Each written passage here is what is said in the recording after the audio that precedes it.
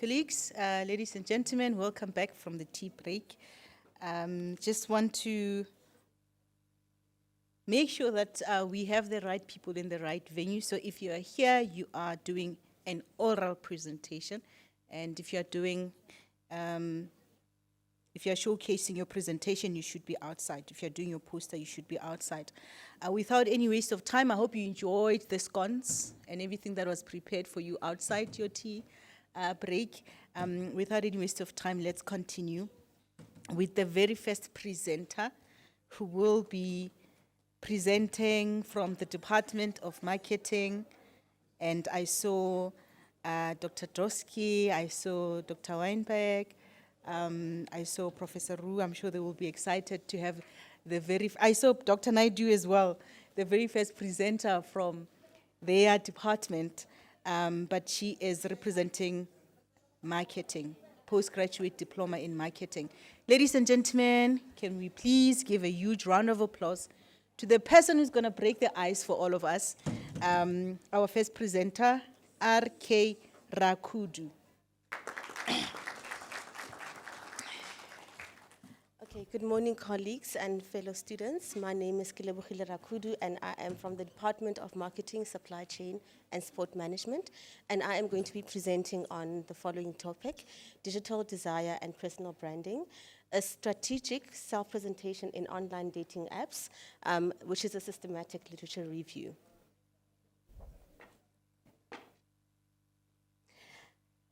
So when we think about how connections work in today's world, it's no longer just a face-to-face affair. Much like one song that has been sung by one very old artist, John Mokali, about Lerato ka mogala in Setswana, meaning wired love. Love and connection, have now transformed from being conventional to being very unconventional, which has opened up the gap for online dating apps. So romance and identity have now been mediated using technology. So this slide, as you can see, captures this reality of this change. And on one hand, we're seeing the popularity of apps like Tinder, Hinge, Bumble, and OkCupid, which have become everyday spaces where people meet, connect, and present themselves to others. But on the other hand, we see the idea of a match, as you can see in the image below, which reminds us that love goes beyond algorithms and swipes. And what's at stake here is human desires, relationships, and identity. So my study positions these apps not only as tools for intimacy, but also as branding platforms where individuals curate and market themselves like products or campaigns. This introduction sets the stage for exploring how digital desire meets personal branding in South Africa. So with the way things have been happening, especially post-COVID, we have seen a transformation in how people connect and how people form relationships. And in our South African culture, the way we connect has always been shaped by culture, community, and social dynamics. And traditionally, relationships were mediated by family, church, and community structures. But now, we are seeing a rise in dating apps, just like Tinder and Bumble, which are using technology to become the new mediator of intimacy. So with digital affordances and online dating spaces that offer people spaces to initiate and explore romantic and sexual or intimate relationships. And there has been a shift towards acceptance and the use of online dating apps. And a lot of this happens through algorithm-driven romance and curated identities which allow for self-presentation. And in South Africa, which is our context, social media platforms, which are different from our online dating apps or platforms, are being utilized as well as online dating platforms, but they are different from our traditional online dating platforms like your apps, Bumble, Tinder, Hinge, etc. And despite our economic marginalization in the country, because we know the levels of social class in our country, there's also been emerging significant spaces for this phenomenon of online dating apps. So however, in our South African context, their exploration is entangled with offline gender and cultural dynamics, which is another factor for future research that we need to look at. So this is where digital desire or digital intimacy meets personal branding. So this is the heart of my study, where online branding is not about finding connection or intimacy, but it's also about how individuals brand themselves. So scholars such as Marwick, they actually have done a lot of research where they say that users market themselves strategically, right, much like products or companies, to appeal to potential partners, right? And Ellison et al. In 2022, they show that digital presentation or self-presentation is also mirroring marketing practices as well. So just to give you context as to what personal branding is, because I know that we throw these key terms around, but from a personal branding perspective, personal branding is basically the process by which individuals market themselves and their careers as brands. But now we are bringing it into the context of online dating, where in digital spaces, this involves strategic self-presentation through images, text, and interactions. And online dating apps, users use or they act as micro brands, curating identities to attract desired matches. And I'll show you in the next slide. So this is typically how an online dating app profile of a user would look, right? So the context here is that dating apps function as consumer behavior and marketing platforms. And these profiles that we curate, they act as our personal brands. So from an integrated marketing communications perspective, these apps integrate images, text, and interactions where you upload your profile, your photo, you create your bio, and then you start searching for matches. And once we start matching, then we start interacting. So the user gratifications theory explains why users engage in these apps, usually because of identity, romance, entertainment, and the need for validation. So our problem statement states as follows, that users face tension between authenticity and branding on dating apps, which complicates identity, expectations, and relationship outcomes. And this is what's going to lead us to our research questions and objectives. So the main research question here is that we want to explore the digital dating practices through a systematic literature review, which I will unpack as we go through the methodology. So the main objective is to critically review available research-based literature on dating apps, on digital dating practices, and how users construct their personal brands on these platforms. And then the second objective is to synthesize literature on strategies to enhance authenticity, user-friendliness, and motivation satisfaction on these platforms through a systematic literature review, right? So the research questions, just to also just go back to them again, are centered around the fact that we want to unpack how do users construct and manage their personal brands on dating apps, what motivations or what motives drive them as well. Is it identity, entertainment, and validation? And how do these drive user engagement according to existing research? And then what strategies can make dating apps more authentic, user-friendly and responsive to these motivations. So by aligning the problems with these objectives and research questions, the study contributes to both theory through the users and gratifications theory, and to practice by offering insights into how apps can design meaningful and authentic end user experiences as well. So the methodology is structured as follows. So to make sense of the research problem and to guide this review, I anchored my study in using 4 key theoretical perspectives. Consumer behavior, where it explains decision-making and identity expression. On dating apps, people make choices about what they reveal, what they hide, and how they engage with other people, very similar to consumer decision-making processes in markets. And then also from an integrated marketing communications lens, these profiles are acting as integrated marketing communications campaigns as well, right? Where dating apps can be seen as campaigns of the self, where images, text, and interactions work together to communicate a personal brand. And then the third one, which is our theory, Our theory explains that why people use these apps. So these motivations include identity, like I said, exploration, entertainment, and validation. And these drivers help us to understand not what people do, but why they do what they're doing. And then the last one is impression management and identity commodification, which highlights how users curate profiles, almost like brands presenting themselves in a competitive marketplace for attention. So together, all these frameworks provide both consumer behavior and communications lens to review literature on digital dating practices as well. Sorry. Okay, and then the methodology that was used in this review was a 5-step systematic review, right? So I applied the 5-step process, which ensures that my review is transparent, rigorous, and replicable. So the very first one is framing the question where we frame the research question guided by the problem of authenticity versus branding in dating apps. The second one was identifying relevant work, and I identified studies from 2015 to 2025 due to also the lack of research on this topic, right? That deal with digital dating, self-presentation, and user motivations. Then the third step was assessing quality, which involved assessing the quality of the studies, not just what was written, but how reliable and rigorous those studies were. The last one was just summarizing the evidence, which is synthesizing evidence across different studies to identify common themes and insights.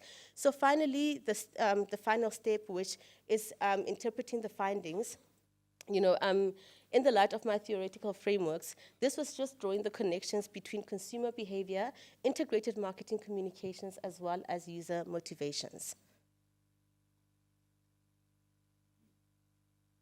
So framing the research questions, so it's just how do users employ strategic presentation as personal branding, and in what ways can consumers or do consumers curate and brand themselves in online dating contexts? The second step was just, identifying the relevant work, which I used search engines such as Science Direct, Google Scholar, Emerald Insight, and then the following search terms were used: online dating, digital dating, self-presentation, personal branding, and consumer behavior. And then publications, as mentioned, they dated from 2015 to 2025, and it was mainly English publications as well. So I used an inclusive criteria and exclusive criteria. The inclusive criteria, which is relevant to online dating, and it used peer-reviewed articles that are linked to self-presentation and branding. And exclusion criteria, those are studies that were outside of the dating context, that were not peer-reviewed, and that lacked methodological rigor, right? So this had to be strictly applied for the credibility of the findings as well. And then step 3, we used PRISMA, which is an international standard for reporting systematic reviews, and it makes the process transparent and replicable. And in this step, we identify the studies, we screen out the duplicates, and we check out for full text of eligibility, and then include the final set for synthesis or for analysis. So in my review, as you can see in the next slide, which just summarizes the results, I'll unpack that now. Let me just move on to summarizing the evidence. So when we summarize the evidence, I used key details from each study, looking at the author, the year of publication, the research context, and the target population, methodology, and the main findings, right? And these were organized to identify patterns, gaps, and consistencies across all studies.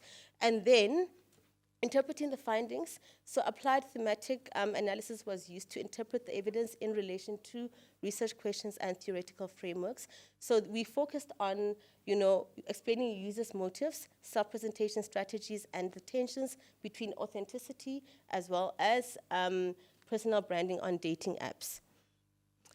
Okay, and then the results were as follows. So identification, 949 records were identified, 611 duplicates were removed, and then for eligibility, 113 full texts were assessed, and 20 studies were synthesized, which gave us the results that I'm going to share. This is just the main table that summarizes the results, but just for time purposes, these are the results according to the themes that we looked at. So international findings showed us that strategic branding, which is very important, the profiles curated as personal brands, so they were made to be personal brands. And then from a consumer behavior lens, the profiles function as marketing campaigns. Then there's authenticity and deception. So trust and well-being are linked to authentic presentation, while deception causes anxiety. And motivations, we looked at the theory. So identity, romance, entertainment actually do drive engagement. And then in South Africa, there was a huge knowledge gap where there's a few studies on this topic, mainly on social, and the ones that exist are on social media branding, which is different from online dating branding as well.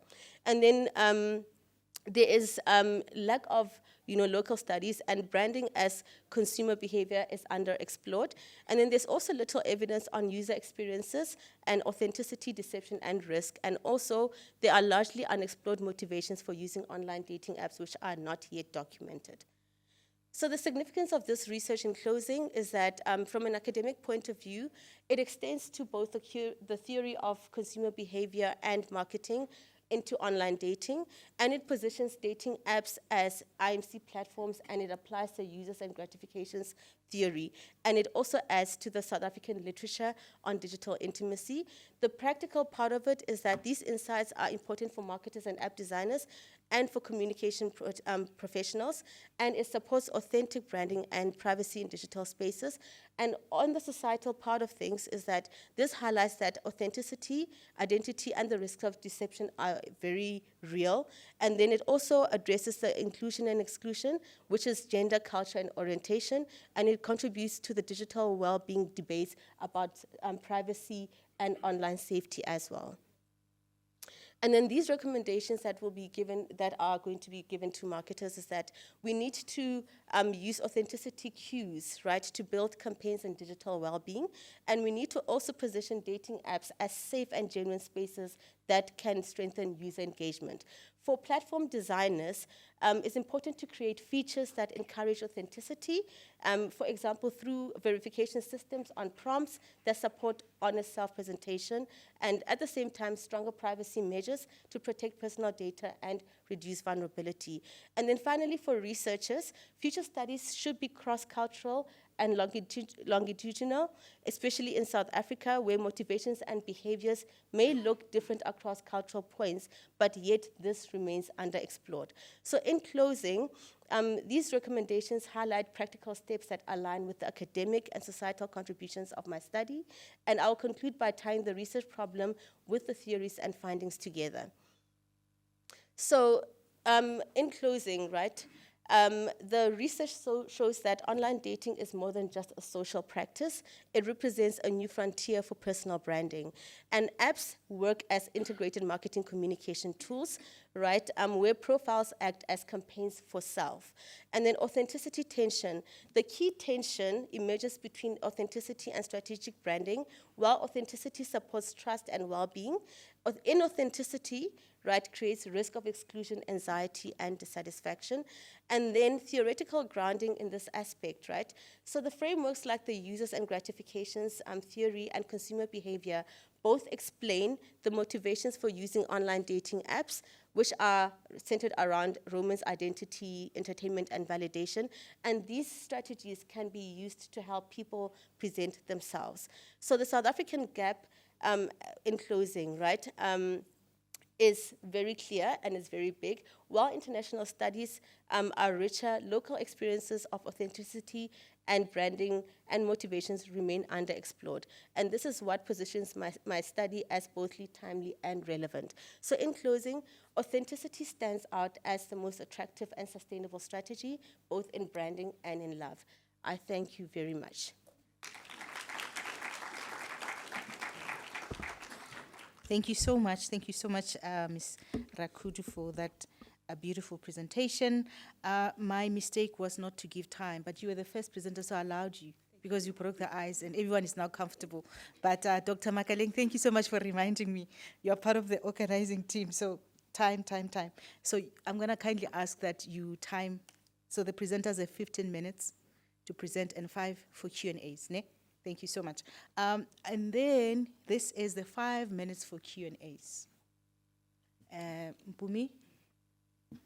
Gumish is not here.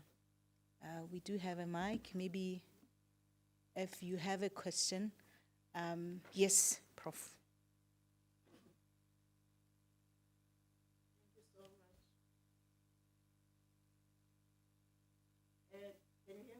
Yes. Oh, it's not on. Oh, yes. Okay. Thank you so much, Ms. Rakodio, for your presentation. Very interesting study indeed.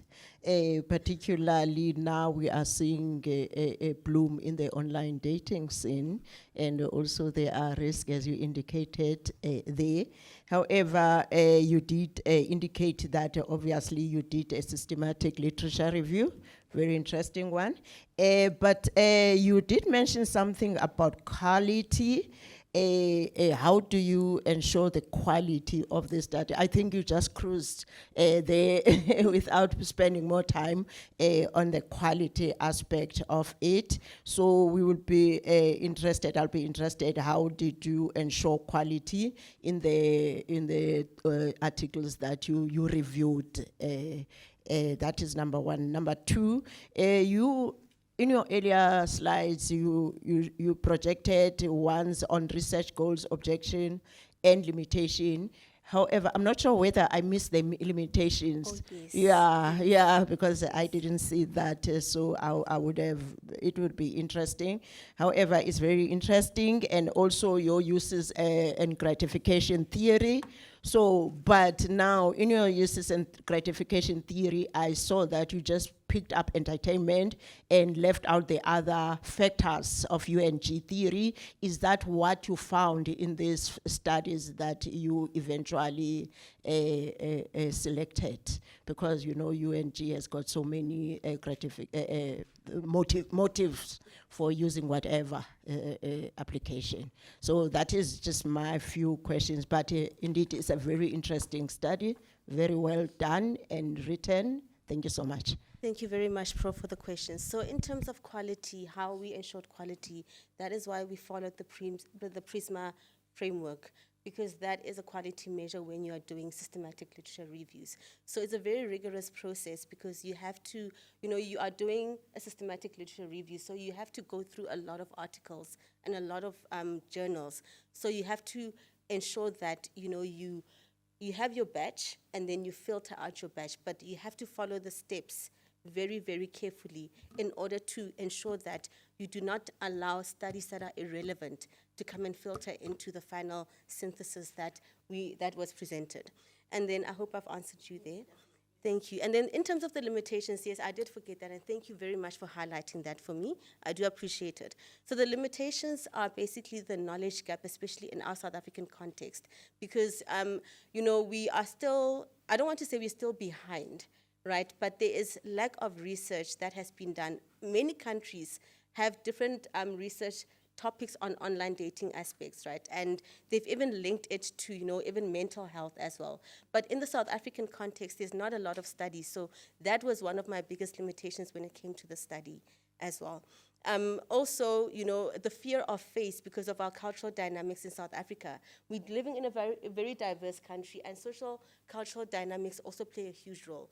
We still have quite a conservative nation, right? But then we are breaking out of that, and that is why, it's not easy to also easily delve into the topic, because you really have to win trust. You have to win people's, trust and privacy as well, because being seen on an online dating app for some, it may be, very embarrassing to say that I can't get myself out there. I need to actually go online to get a partner, So we need to also remove that stigma. And the lack of knowledge is centered around these cultural dynamics as well. Thank you. I said 5 minutes, Nick, for Q&As. I don't know if we have time. If we don't have time. Yes. Yeah.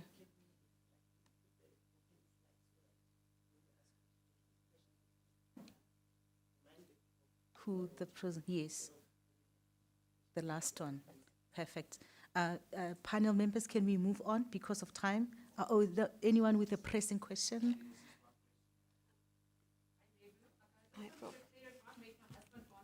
Yes.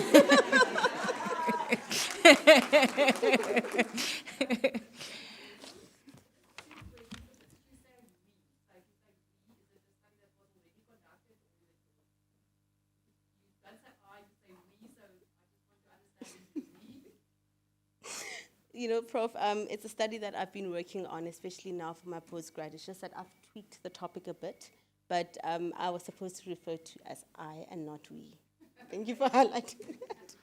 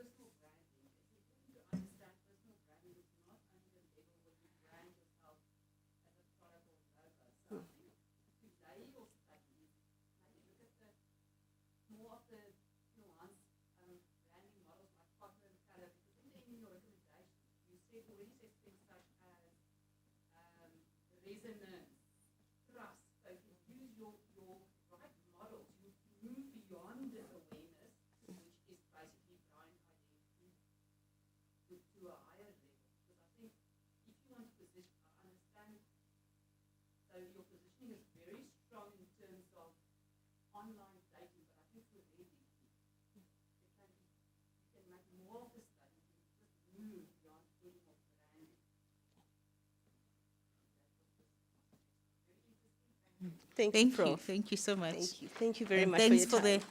for the tips. Online dating. Online dating. It's the way to go. Thank you so much. Without any waste of time, ladies and gentlemen, we move to the second presenter. So in your program, you will see that the second presenter was supposed to be Kay Madiba, but the person is not here, so we move to the third in the postgraduate segment. In fact, the third, who is Ngati, as a master's candidate. Can we welcome Ngati, who's doing Master of Management Science in Organizational Leadership? I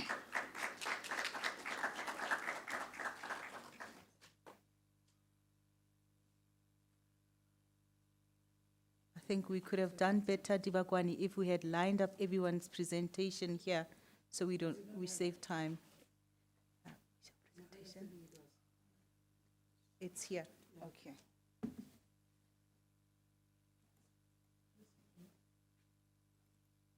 Which one is yours? Sorry? Do you have everyone? Yes, I created a folder here. What's your surname?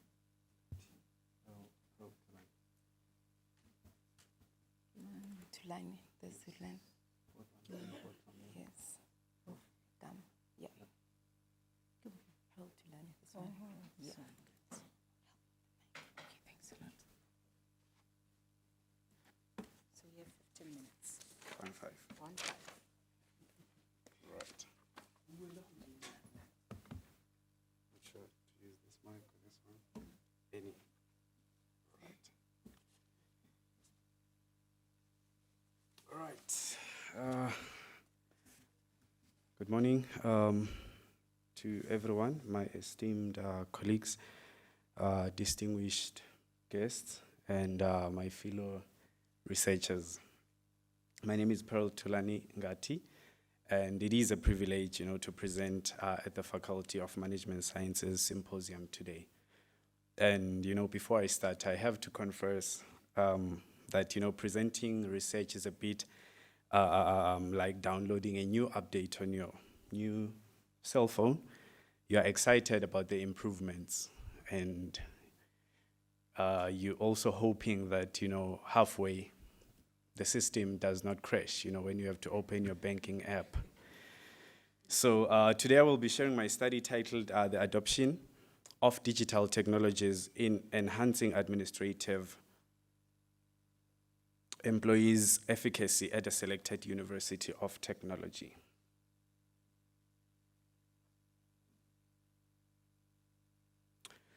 This work comes from recognizing how vital, our administrative staff are in keeping the university's operations seamless. Yet, their digital adoption journey is really started.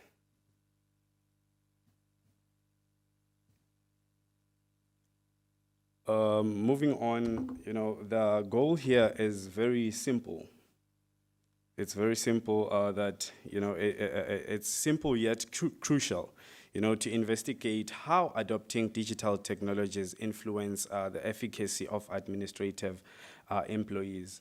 And we do have, a set of objectives and, those, amongst others, to assess the adoption levels, to identify the barriers, to evaluate influencing factors, and also to propose some recommendations. And I have to say that, every researcher's least favorite, slide is to actually present the limitations, and the limitations in this case, the study is limited to the Tshwane University of Technology, and it is cross-sectional, and it relies on self-reported data. So I do have the research questions, and there are only three that, to what extent are digital technologies adopted? And the second one would be, what challenges and barriers, that exist amongst the administrators in the Tshwane University of Technology? And lastly, how does the adoption affect their efficacy?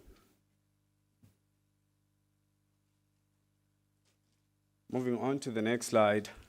The goal of this study was to investigate how adoption of the digital technologies influence the administrative efficacy, and the objectives from the goal are that the ones that I mentioned, to assess the adoption levels, and also to identify the challenges or barriers, and also to evaluate the institutional or personal factors of the administrators, and lastly, to provide the recommendations for sustainable digital transformation.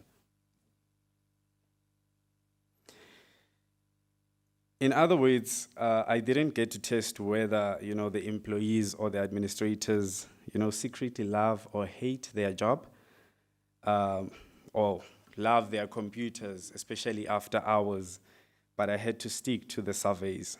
So this brings me to my literature review. The theoretical anchor is the technology acceptance model, which argues that if a system is useful and easy to use, people are more likely to adopt to it.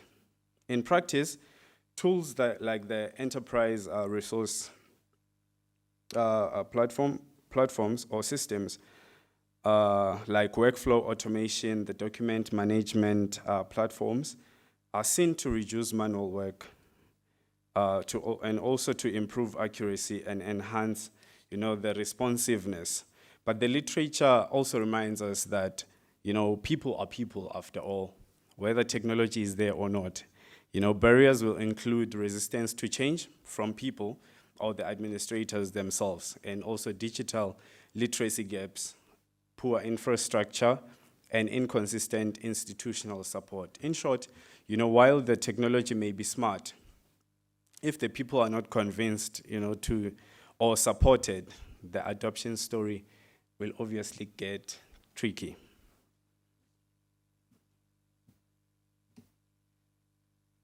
So moving on to the research methodology, the study uses a quantitative approach with a cross-sectional survey design. And the reason it uses a quantitative approach, it's for collection of standardized and statistically analyzable data. So the target group is permanent administrative employees across the Pretoria, Ga-Rankuwa, and the Soshanguve campuses. And the data will be collected using a Likert scale questionnaire, and it will be analyzed. There's an approach of analyzing the data using the SPP, as with the tests like the t-test, ANOVA, Pearson, correlations, and multiple regression. So this approach will work in 3 steps. The first step, that will be the descriptive statistics. So this one will include the mean, the median, and also the standard deviation, the frequency and percentages, and it will also summarize the demographics and the response distribution. The second step will be the reliability testing.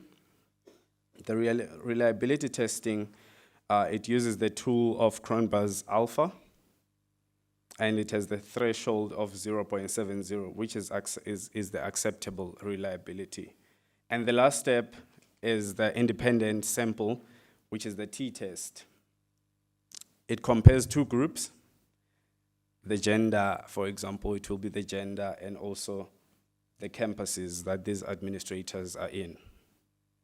The second one will be the ANOVA, which compares more than 3 groups. Or more than 3 groups. In this instance, it would be the departments, it would be the years of services that these administrators have served. And then the third one will be the Pearson, which shows us the strength and the direction of the relationships. So in this instance, it will be the digital literacy and also the usefulness of these digital technologies. And then the last one that I mentioned is the multiple regression, which has the predictive power of the factors that will include the training and also the ease of use or the efficacy. For these steps, there is an outcome, and this outcome would be, to ensure the rigor and also the accuracy and the reliability in examining the digital technology adoption and the employee efficacy. So after this data analysis, in other words, there are plenty of statistics ahead, but I have to assure each and every one of you here that, I won't ask anyone to solve any regression equations, before lunch. So this will take me to my the next slide, which is the findings or the planned or expected findings. At this stage, data collection is still ongoing. However, based on existing literature that I mentioned on my previous slide, it anticipates 3 things. And those would be a positive relationship, between the digital adoption and also the employee efficacy.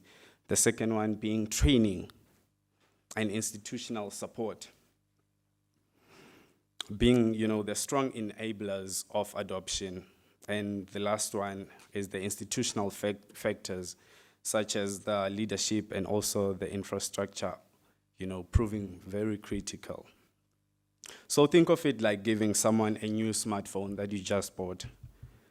If you don't show them how to use it, or if you don't give them a charger, it will obviously be a useless device, and they may not be able, to be as effective when they are using it. The next one would be the significance of research of this study. This research is significant on 3 levels. The first one being academically. It will add to the relatively limited body of knowledge on digital adoption in administrative context. And the second one, practically, it will inform the HR policy and change management, showing what institutions can actually do. Last one, very important, which is strategic, or which is strategic.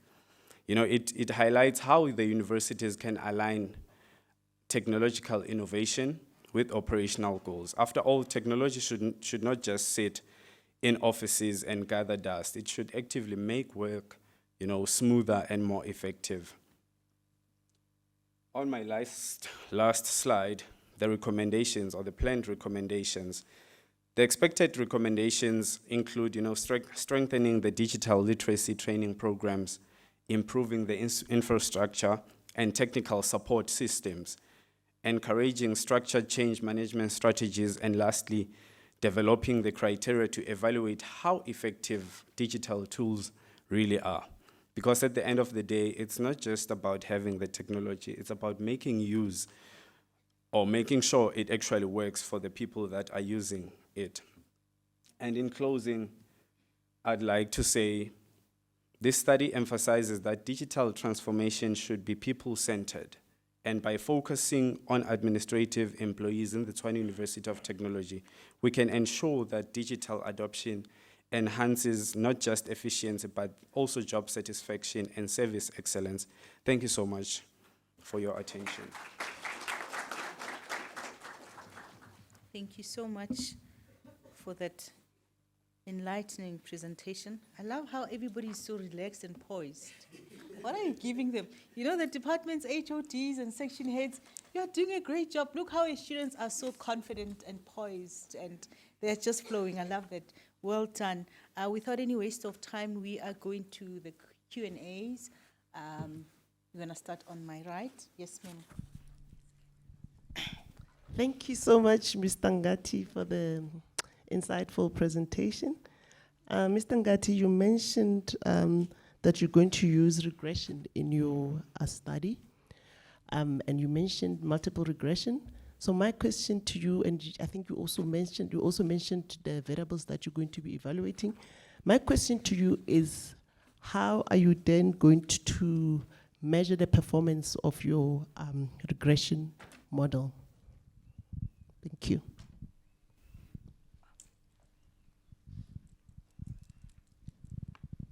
Right. Do you want to answer immediately? Can note it and get to the next one. Yeah. Thank you very much. I'm not sure if maybe I lost you along your presentation, but I did not see the questionnaires that you will be using for the study. And also, I think to add into the significance of the study, you can maybe include, in as far as HR development, you know, training needs of employees. I think the employer or the UT will be able to know actually where it lacks in terms of, you know, its employees needing improvement. And I think the other last thing, you know, at least, you know, try to include graphics. I know that maybe you are told to not complicate your slides, but at least graphics. But I think the two, or in the main, it will be the questionnaires, I think that we'll use to measure these variables. I think that's what I did not get. Thanks. Thank you. Question. I see question from Dr. Naidoo at the back and Prof. Maybe we can take the last two. So it will be Prof and Dr. Naidoo. Thank you so much. Thank you for the presentation. We indeed see these challenges also in our university where these technologies are there, but it's difficult to adopt them. My question, you are using TEM, and TEM is an already existing theoretical framework.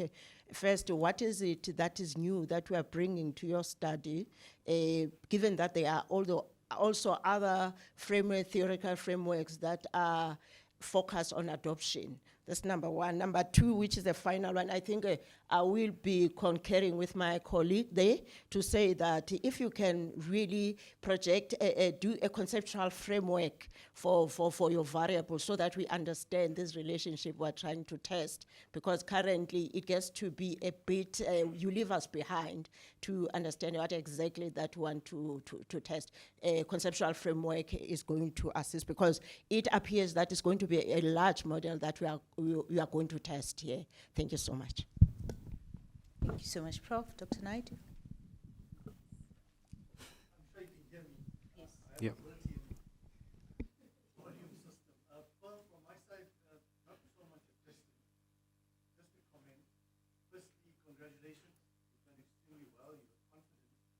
And do I need it? Okay. We sit in some of these committees that looks at these proposals, and now we can put a voice to it. So well done. Just a comment from my side in terms of the significance of your study. You've addressed the significance and the contribution to body of knowledge, to strategy, to policy. In your closing remarks, you mentioned people-centric employee centricity. And I think it's going to add all that much value and contribution in your study if you just mention the significance and the benefit to employees. Efficacy is quite broad in a single word, but it could include other elements of employee well-being, productivity. So it's sort of a win-win between employer and employee. So that was just my comment. Well done. Thank you so much. Right, from the first question, which is talking about the multiple, how will the multiple regression be measured in my study? there should be independent and also dependent variables, and also, the dependent variables, which will be the efficacy of these administrative employees, and the independent variables will be the digital training, the perceived usefulness, or perceived ease of use rather, and also the perceived digital literacy of these administrators, and the usefulness if it is included as a predictor. Not so sure if I answered that question. All right then. Thank you so much. And then the second one would be, what is new? I think it was coming from, is it Dr. Prof, sorry. So what is new from a term in my study? The technology, or the term in my study, it focuses on the perceived usefulness, and also the perceived usefulness. So from my study, extending, term into the administrative or the employee efficacy context, not just, the intention or the usage.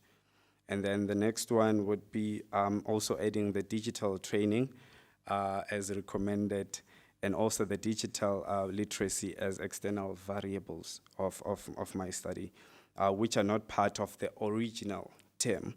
And instead of only measuring intention, to use, I have to connect term constructs to employee performance outcomes, for efficacy. Yeah. Thank you so much. And then the next one, which was talking about, I think it was to do with questionnaires. Can you please repeat that question for me?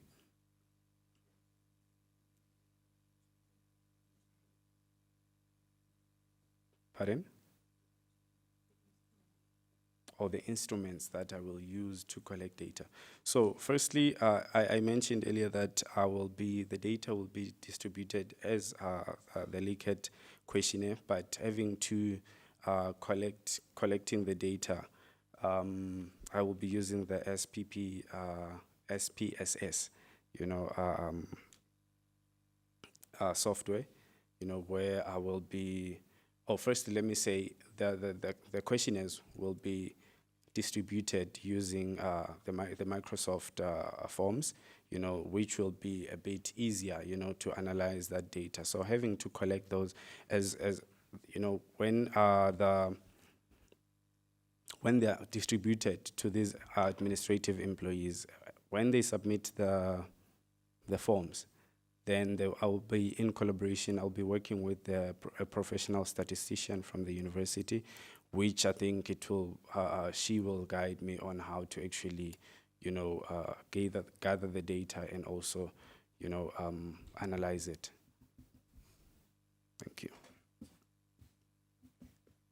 All questions were asked and answered. Dr. Mageleng, I think we did well now because he actually did 20 minutes for both presentation and Q&A.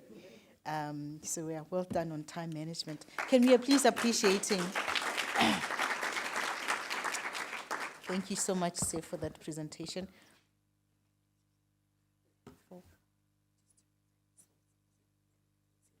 Oh, okay. So there's a pointer that you can use a pointer.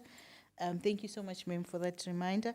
So we are moving to the next presenter. We have N.A. Nkuna, Master of Management Sciences and Organizational Leadership. Nkuna.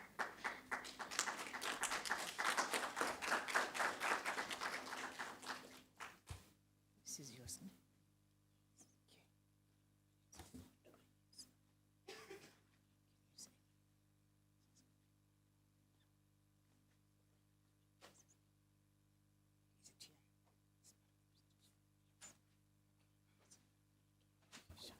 You have 15 minutes.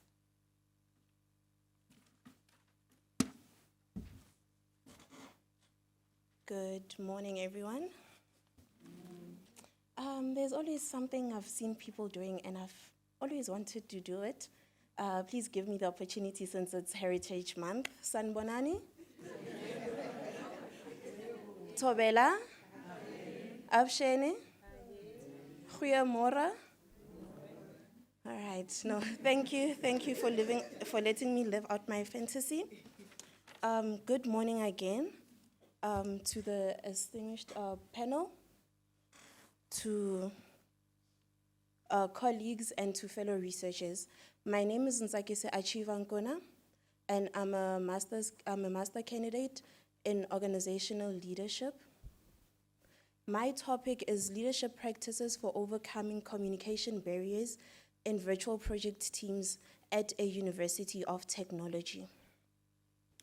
Now, with this in mind, I want to take us back to a few years, just take you back a few years, when COVID-19 hit.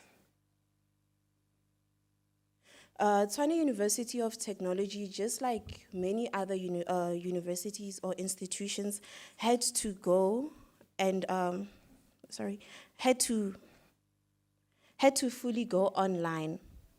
I don't know how many of you remember this. It was an exciting time, presented many challenges. One of those challenges being communication.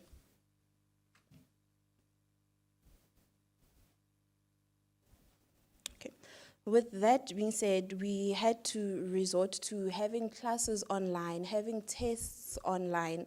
It was not something that we were prepared for, but we had to adjust overnight. It was very disruptive at first. TUT adopted to virtual projects. TUT, okay, sorry, no, I'm nervous. I've never presented in front of so many people.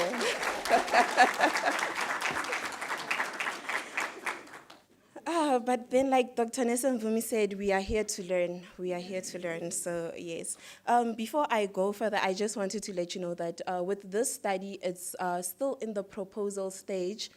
So I've noticed other speakers have findings and the likes. So we are still at proposal phase. So we are running with it, and we are very much excited. Okay, so going back to the study. Well, okay, now I can't even see, but okay, no, let's remove. Still with the online challenges remained communication barriers, misunderstandings, delays, and unequal access to virtual projects and to virtual platforms. We know that with the advancement of technology, we are expecting that everything will run smoothly. But with that in mind, we remember that,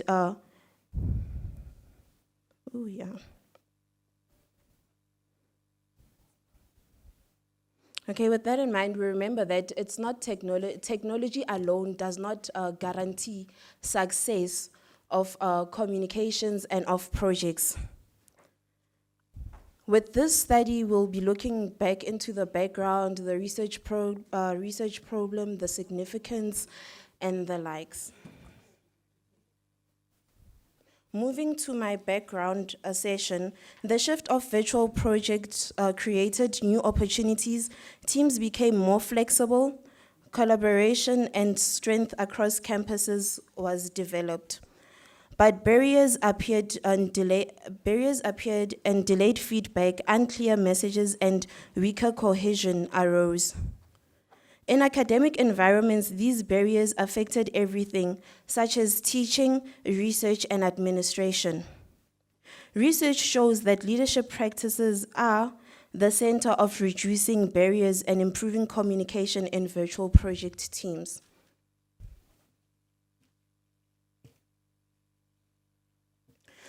Now moving to the research problem and the significance. The problem is clear. Communication barriers disrupt virtual project teams. Misinterpretation, inconsistent platform uses, and limit to face-to-face interactions are common. In multilingual and unequal digital context, these barriers are even worse.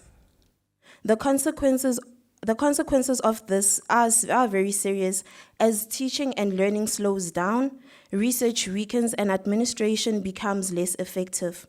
But leadership can change this.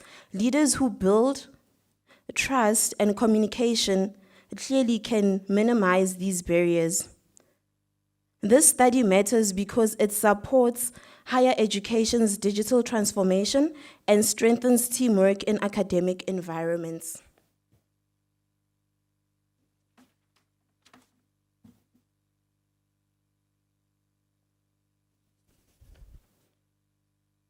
Now we're looking into the research focus and the question. Most existing studies focus on business or global context. Very little research has examined leadership practices in South African universities of technology. The gap is what makes this study, the gap is what this study will address. Virtual project teams in University of Technologies face barriers such as delay feedback, unclear messages, inconsistent platforms. And this study aims to improve communication, collaboration, and performance. With the research questions, I will read them as they are so that we are all in the clear. So my first research question is, what communication barriers do virtual project teams face in universities of technology? The second being, how do leadership practices affect communication, trust, and teamwork? The third research question is, which leadership approaches are most effective in teaching and learning, research, and administrations, and how do hybrid remote arrangements influence communication?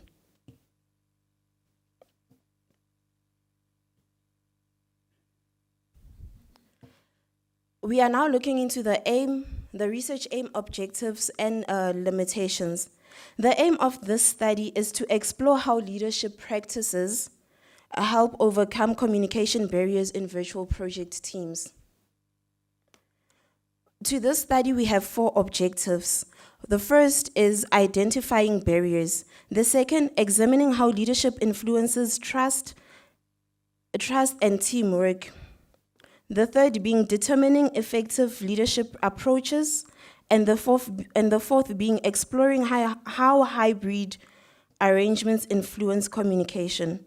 This study is limited to one institution and relies on qualitative survey design, but this focus allows for depth.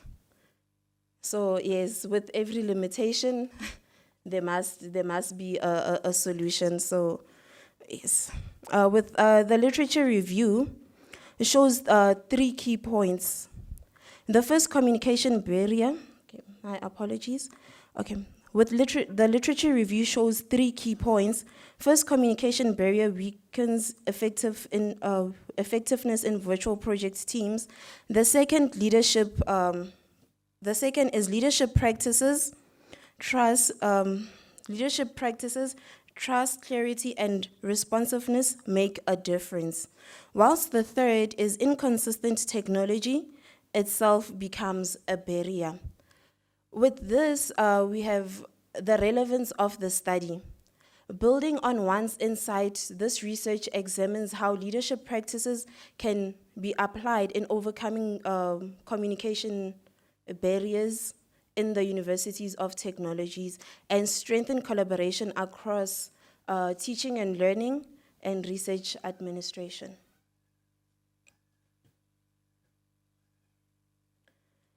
With this, the study has a conceptual framework. My framework is guided by 2 theories, one which is e-leadership theory, which explains how leadership adopts in digital environments. Leaders must intentionally foster trust and engagement online. The second theory being media richness theory, which explains that richer channels like video calls are best for complex discussions, while lighter ones like emails are more suited for simple tasks. Together, these theories explain how leadership and media choices can combine and improve trust, clarity for all outcomes. This framework is adopted by Lee, Jevapa, and Keaton, as well as Mahashwari and his colleagues. Now moving to the methodology and analysis section. This research will use quantitative descriptive design. The population includes academic, administrative, and leadership staff. A purposive sample of 200 participants will be surveyed, and the tool is an online questionnaire combining the multi-factor leadership questionnaire and the Likert scale. The Likert scale items. Data analysis will include descriptive, static, correlation, and and regression to identify which leadership practices predict stronger communication.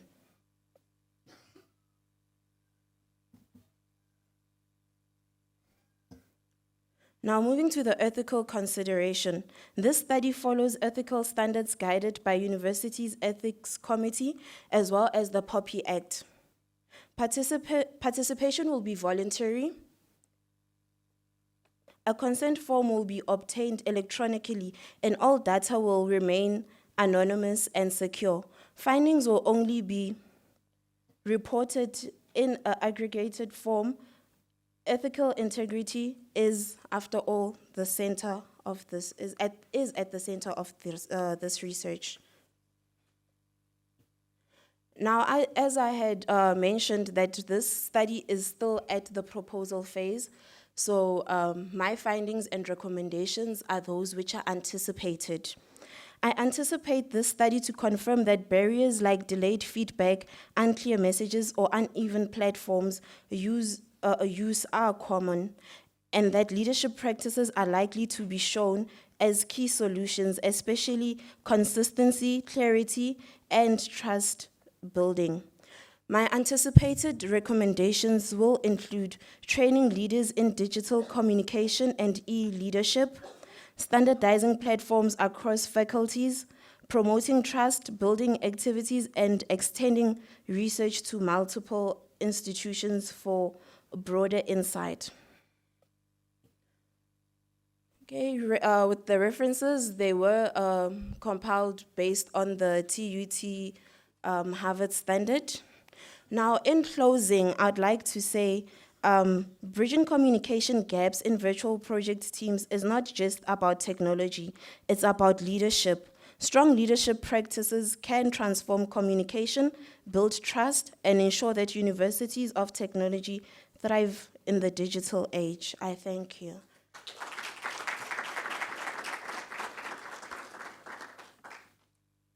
Well done. First You time. conquered your mountain and you did well. So you you. did it, and well done for doing this at the proposal stage. So that is really quite commendable. I think it's a very important topic, leadership, communication, collaboration in a virtual world. And with that, I will invite our distinguished panel to ask questions and the audience. Do I see any question? I'm glad the HODs are here. You heard about leadership, the importance of virtual communication, using the relevant platforms and all of that. It was quite an interesting study here. Any question?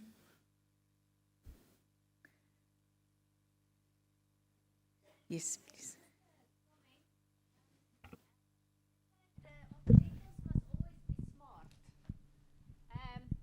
Our objective must always be SMART, specific, measurable, attainable, time specific. So if you look at your main objective, it is very, very broad. So maybe just refine it a bit. What I always say to the students to know how must I get my main aim for my study, that's the main one, is to look at your title to ensure that all those aspects in the title is there, because in your study you will explain more in detail where you're going to do it, which elements you're going to look at. So just maybe make your main aim a bit more refined. But further on, it's interesting. All right, thank you for that. Okay, I just quickly got a question. See there you say to help overcome. Which studies can you refer me to that you've pointed out where there is problems? Because you say you're going to help them overcome. So I assume there is problems. Oh, yes, let me quickly just go to my... So there is, so you've identified clear problems. All right, so when looking at studies like that of Lee, we did see that there are problems with communication in terms of, maybe let me say, the how part of communication in reference to platforms. You find that in a certain institution, most institutions, by the way, have standardized platforms for communication, but you find that there's now miscommunication in terms of how and when communication is being made. For example, here at TUT, we use Microsoft Teams for engagement, and if that is not clarified, then that creates a barrier, especially now when looking back into COVID, like it was fresh, it was new, nobody expected it, so everybody was coming in with their own, communication tools, so that's how the barriers were formed. I don't know if I answered your question. Yeah, let me translate it in female language, okay? Okay, so because you're in organizational leadership, obviously Yes. you need to, in the recommendations, you need to tell them how they can solve it, okay?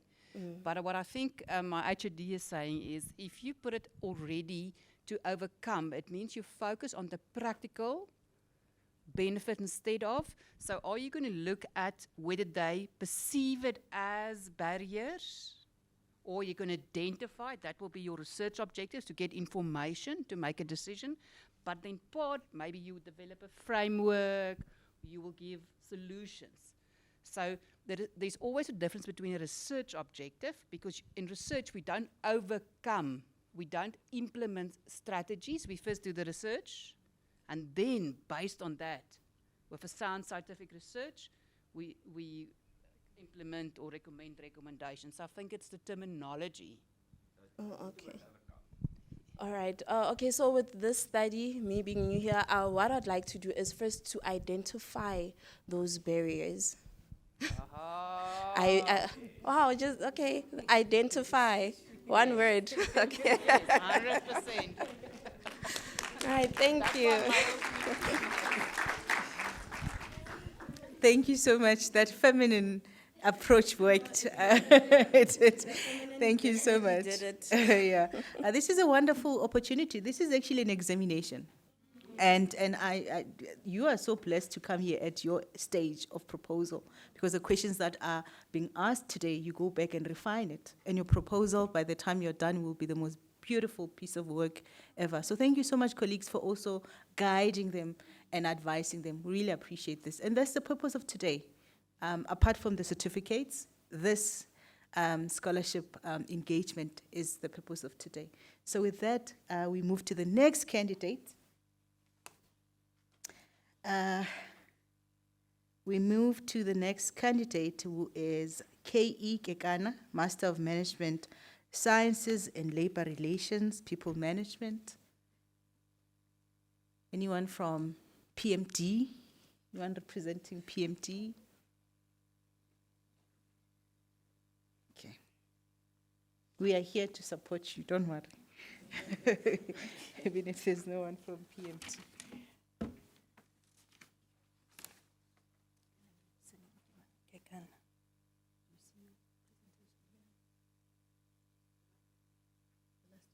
Yeah, last one.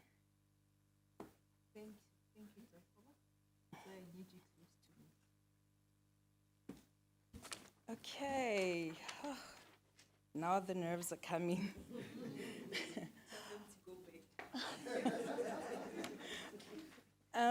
Good morning, colleagues. Good morning, doctors. Good morning, everybody. I'm hoping all protocol has been observed.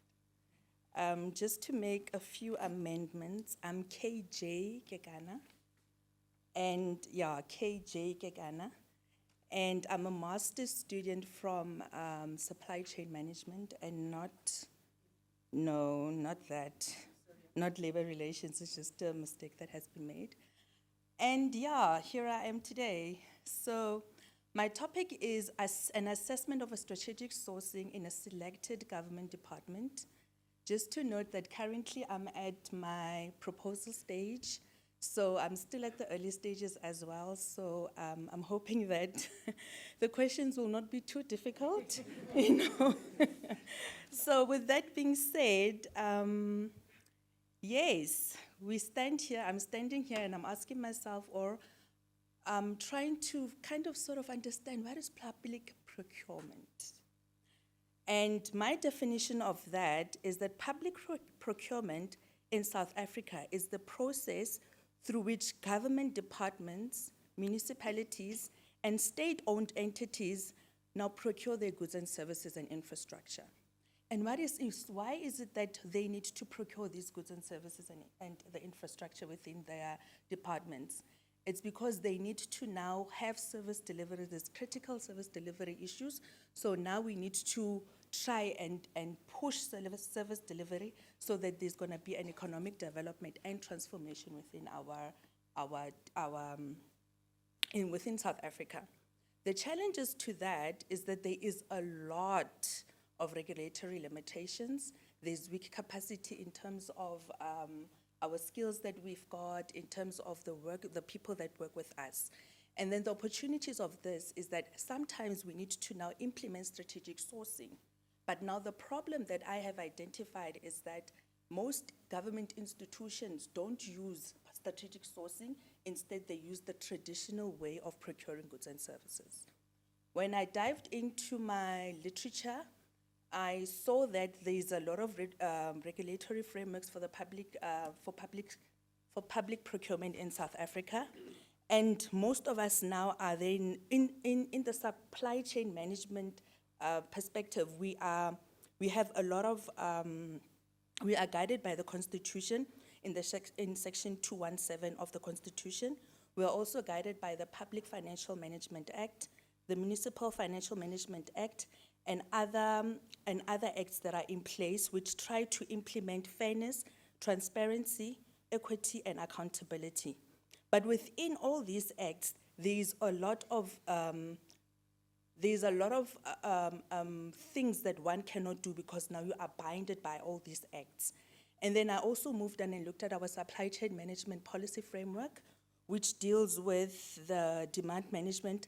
Demand management normally focuses on the needs to prevent shortages of goods and services that one wants to procure, or the excess amounts of goods and services that one would have. We looked at the acquisition management part of it, where it's the effects and the timely procurement of those goods. We look at logistics, where we look at the movement and the movement and storage of goods and services. The performance management, where we look at the monitoring and effectiveness of KPIs, also known as key performance indicators. We look at the disposable management, where there's sustainability of disposable management, where we look at the sustainability of disposing of obsolete goods and obsolete goods. But then when we go back and check the principles of strategic sourcing, we see that when we engage in strategic sourcing, there is the opportunity that is given there is that we have supplier collaborations, we look at or we dive into market intelligence, we look at demand aggregation and enhance service delivery and reduce redundancy. But now there's also key challenges involved in that, and the effects of these barriers is that the key challenges is that there is regulatory constraints and where we've got rigid policies and procedures that one needs to follow. And the effects of that is that compliance often takes often takes precedence more than it looking at a strategic result. There's also capacity issues where there's shortage of skills and there's under-resourced SCM units. We need to look at that as saying limited skills and resources restrict advanced procurement practices. There's also a lot of organizational silos where people work independently, and if we work together, we can try and fragment all these things and build a collective or collaborative working environment. There's also data system challenges where there's weak ICTs and there's also a lack of e-procurement. And these factors are weakening adoption of strategic sourcing as a result, and they weaken the strategic, These factors weaken adoption of strategic sourcing and reduce the intended benefit of that. Again, our biggest one is that we've got political influences where politicians don't want to follow the processes that need to be followed. And in that, the effects of it is that the political influences undermine accountability and long-term planning. When we look at this, we see that there's an emerging trends and developments in terms of strategic sourcing, where we've got now, we focus on the NDP of 2030, which aims to support SMMEs, local suppliers, and sustain growth. And there will be also digital transformation, which will also enhance e-procurement and capacity building as seen as essential to improve effectiveness and accountability, combating corruption, enhancing transparency, and shifting towards a life cycle value created in these critical times that we've got. Now, looking at the differences between traditional procurement and strategic sourcing, I'll just make an example. In most cases, departments opt to go for traditional procurement where you want to buy furniture, then you get your 3 quotations and you choose the cheapest one, and then you go with that. But then in strategic sourcing, one needs to dive into more doing your market analysis, checking what is out there, what would work, what's not going to work, and building supplier relations. And at most times, it's not just us looking at now just getting a table for our, let's say for a chief director that is coming into the department, but now we also try to build relations and see the total cost of ownership in us getting this specific good or service that we're trying to get into. So now at this current moment, we're trying to shift from the traditional spending or from the traditional procurement, but to now strategic sourcing, which would help overcome all these challenges that we have and build suppliers.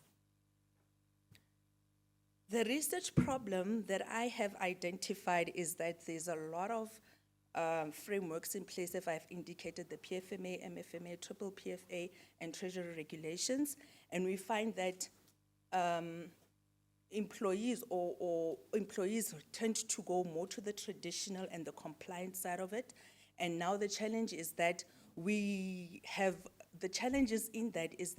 most supply chain management officials are not really trained on how to do strategic sourcing, because it involves a lot of work, and that is not just one getting a quotation and then buying goods and services. And the missed opportunities is that we do not explore strategic sourcing. We do not build up proactive suppliers. We don't have long-term value for money. So then my study then focuses on identifying barriers, propose strategies for result-driven and strategic, and have a proper strategic model in place. Again, my main objective of this study is to identify and analyze the barriers hindering the adoption of strategic sourcing at a selected government department, and this government department is named National School of Government. That's where I work.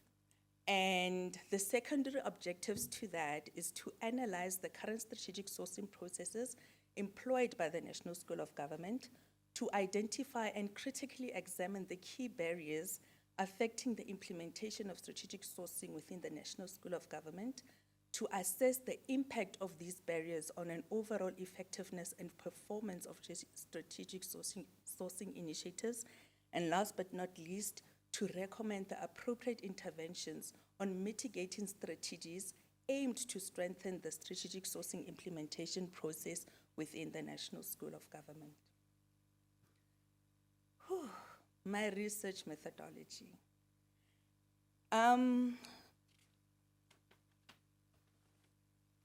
Okay, my research methodology is that my study is going to adopt a qualitative case study design to explore barriers in implementing strategic sourcing within the National School of Government. The qualitative approach enables deep insight into participants' experiences and institutional dynamics, while the case study method provides a contextualized understanding of procurement practices. The population of interest consists of 12 employees working in the National School of Government Supply Chain Management Unit. It's a census sampling technique to be used, supported by a purposeful selection to ensure that participants with relevant expertise and experiences are interviewed or included. The data will be collected through semi-structured interviews conducted either personally or virtually, depending on the availability of the respondents or the participants. And we will be using an interview guide based on the literature and which will be aligned to the research objectives. The guide will be then the guide will then feature open-ended questions, and there will be a pilot session held for any clarity that needed to be seeked before anything. Collection data will be analyzed thematically, grouping responses into categories to identify patterns and generate insights. The analysis will remain aligned with the study's objectives to draw meaningful conclusions. And I didn't do ethical considerations. Okay, I didn't do the ethical consideration part of my presentation, but already I have asked permission from my institution, and I was given permission to conduct the research at our institution, and I will further now. Yeah, I think in closing, that is where I am. Thank you very much.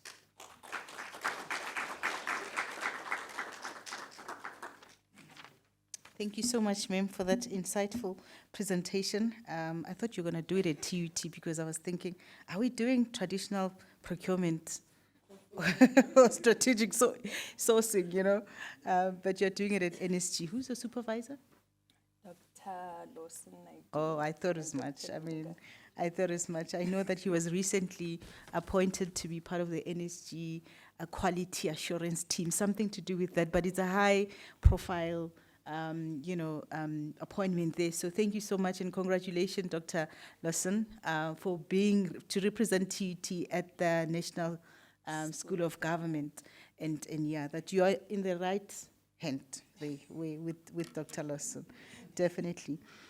Colleagues, our distinguished panel, do you have questions, comments? Yes, ma'am.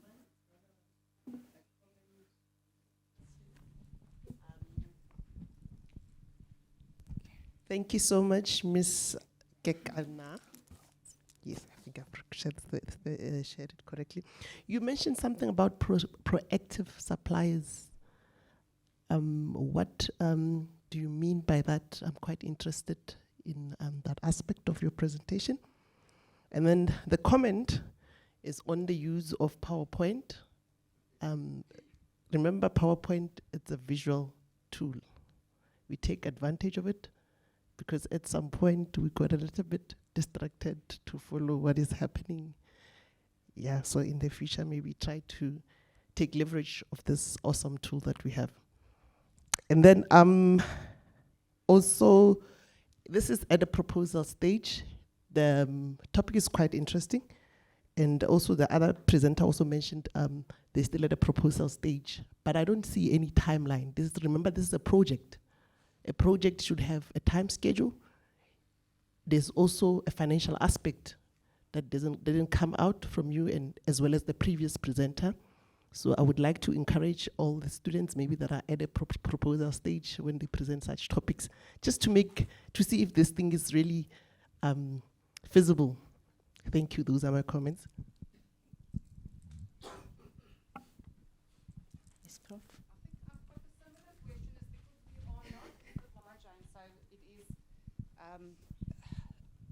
And I can see you have expert in your field, and because you go qualitative, it's very good because you are the instrument. So just explain to us who's not an expert in your field, what's the difference between, you said strategic, there's a strategic approach versus traditional approach. And I declare I'm not an expert, so I'm really interested in that. And then just some advice, and I know there are different terminology that we use, and it's also, I maybe want to educate my whole faculty why I say this. A case study, a key criteria of a case study is you must use multiple sources. So by just focusing on a case, it's not a case study, your unit is a case. So your design is not a case study design. And I even see it on my faculty, people say it's a case study design. It's not a case study design.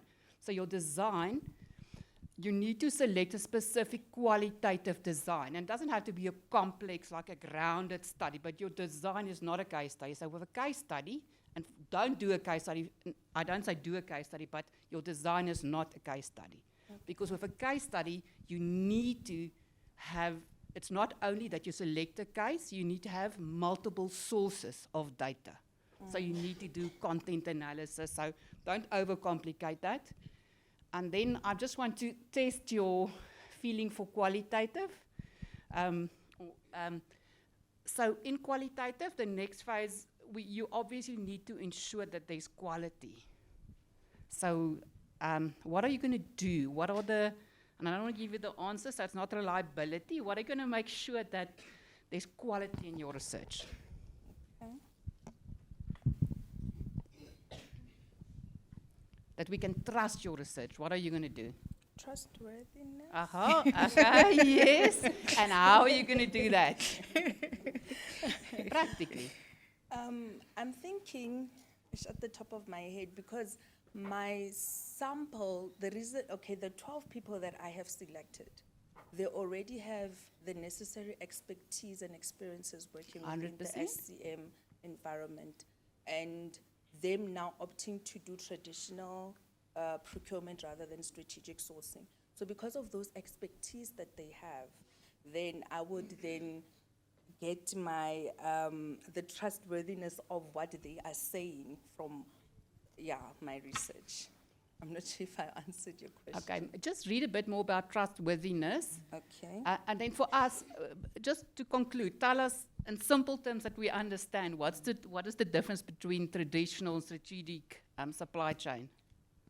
I think for me to explain it and not in a complex, we are not layman's experts. terms is for me just to make an example. Yes, 100%. You know? In a traditional procurement, when I say that I want to procure this laptop or this ICT equipment, what happens is that we then go out and ask for quotations from different suppliers, depending on the rate, on the range of the money that one would have. So there's different, let's say for instance, if you want goods that cost a maximum of 30,000, then one would get 3 quotations. That is now dependent on what Treasury tells us, National Treasury tells us. Now from 30,000 to 500,000, then you would get quotations between 3 to 5, or even more than that. Then you would then look at the specifications that these suppliers would give you, and whatever specification suits you best, then that's what the quotation that you take.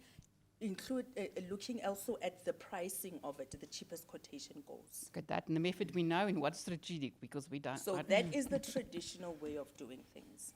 But the strategic way, there's a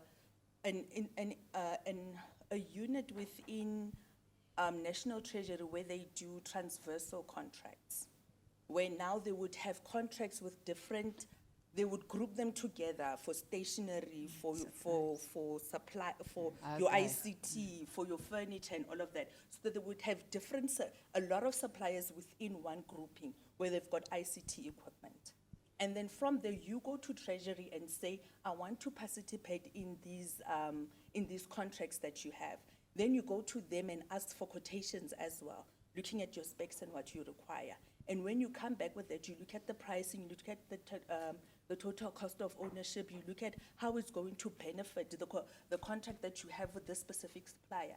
How is it going to benefit you? So those are the proactive suppliers that are already within National Treasury doing your transversal contracts. So that's the differences between the two. But then you need to go a further step and do your market analysis and check what is out there in the market to see the latest trends and all of that. Whereas the traditional, you really don't do that. You just take the cheapest quotation and off you go. Thank you for enlightening us. All of us learned a lot. Now we know it. Thank you very much. And now we can see your passion, your knowledge shining through. Yeah. And you are brave to study and continue. And I know you're not as old as me, but you are not as young as the youngsters. We want more females doing that. So congratulations. Yeah. Now the nerves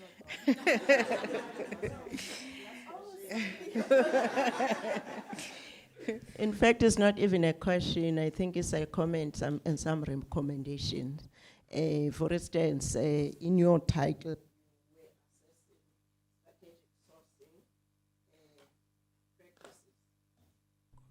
strategic source, yes, source.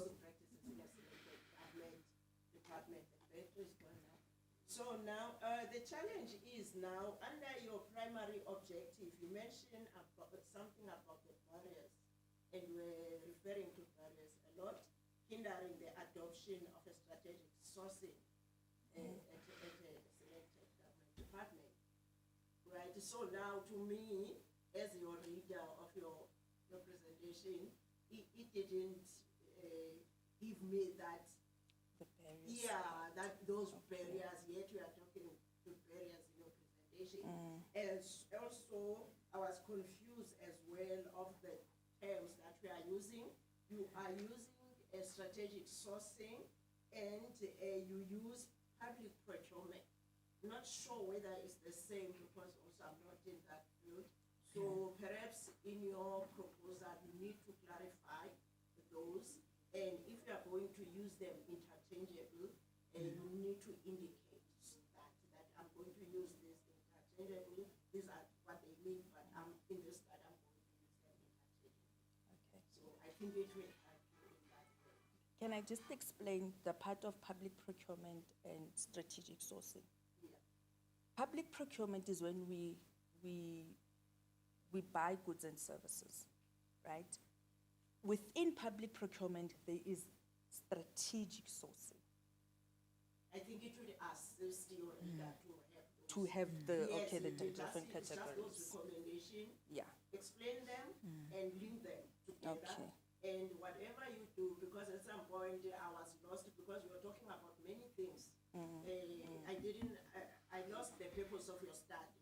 okay, Perhaps you can just narrow it to barriers if you are looking at that. at the Okay. barriers in your proposal. I think it will assist you.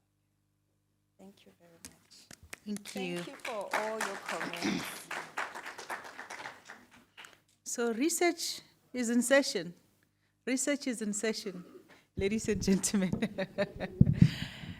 Research 101 is in session. Do we have a question or a comment?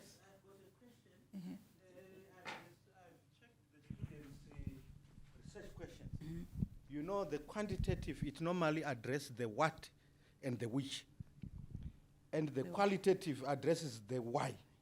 So I expect a question that also addresses the why, so that it aligns with the qualitative. I don't know if Yeah. yeah, if you can, yeah. We are in class, ladies and gentlemen. Hope you're taking notes. We are in class. Evidence, we are definitely using traditional procurement at TUT, ne? Yeah, I mean, 3 quotations.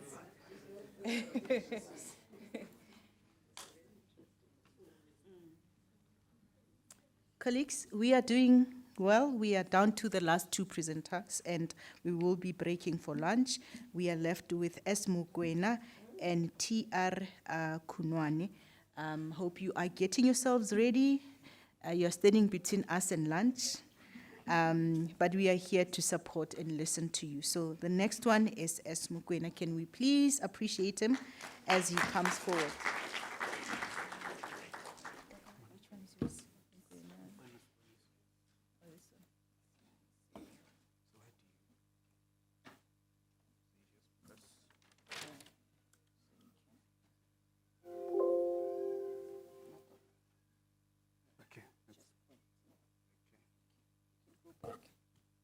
Oh, wait. It's 10 minutes. 15, okay.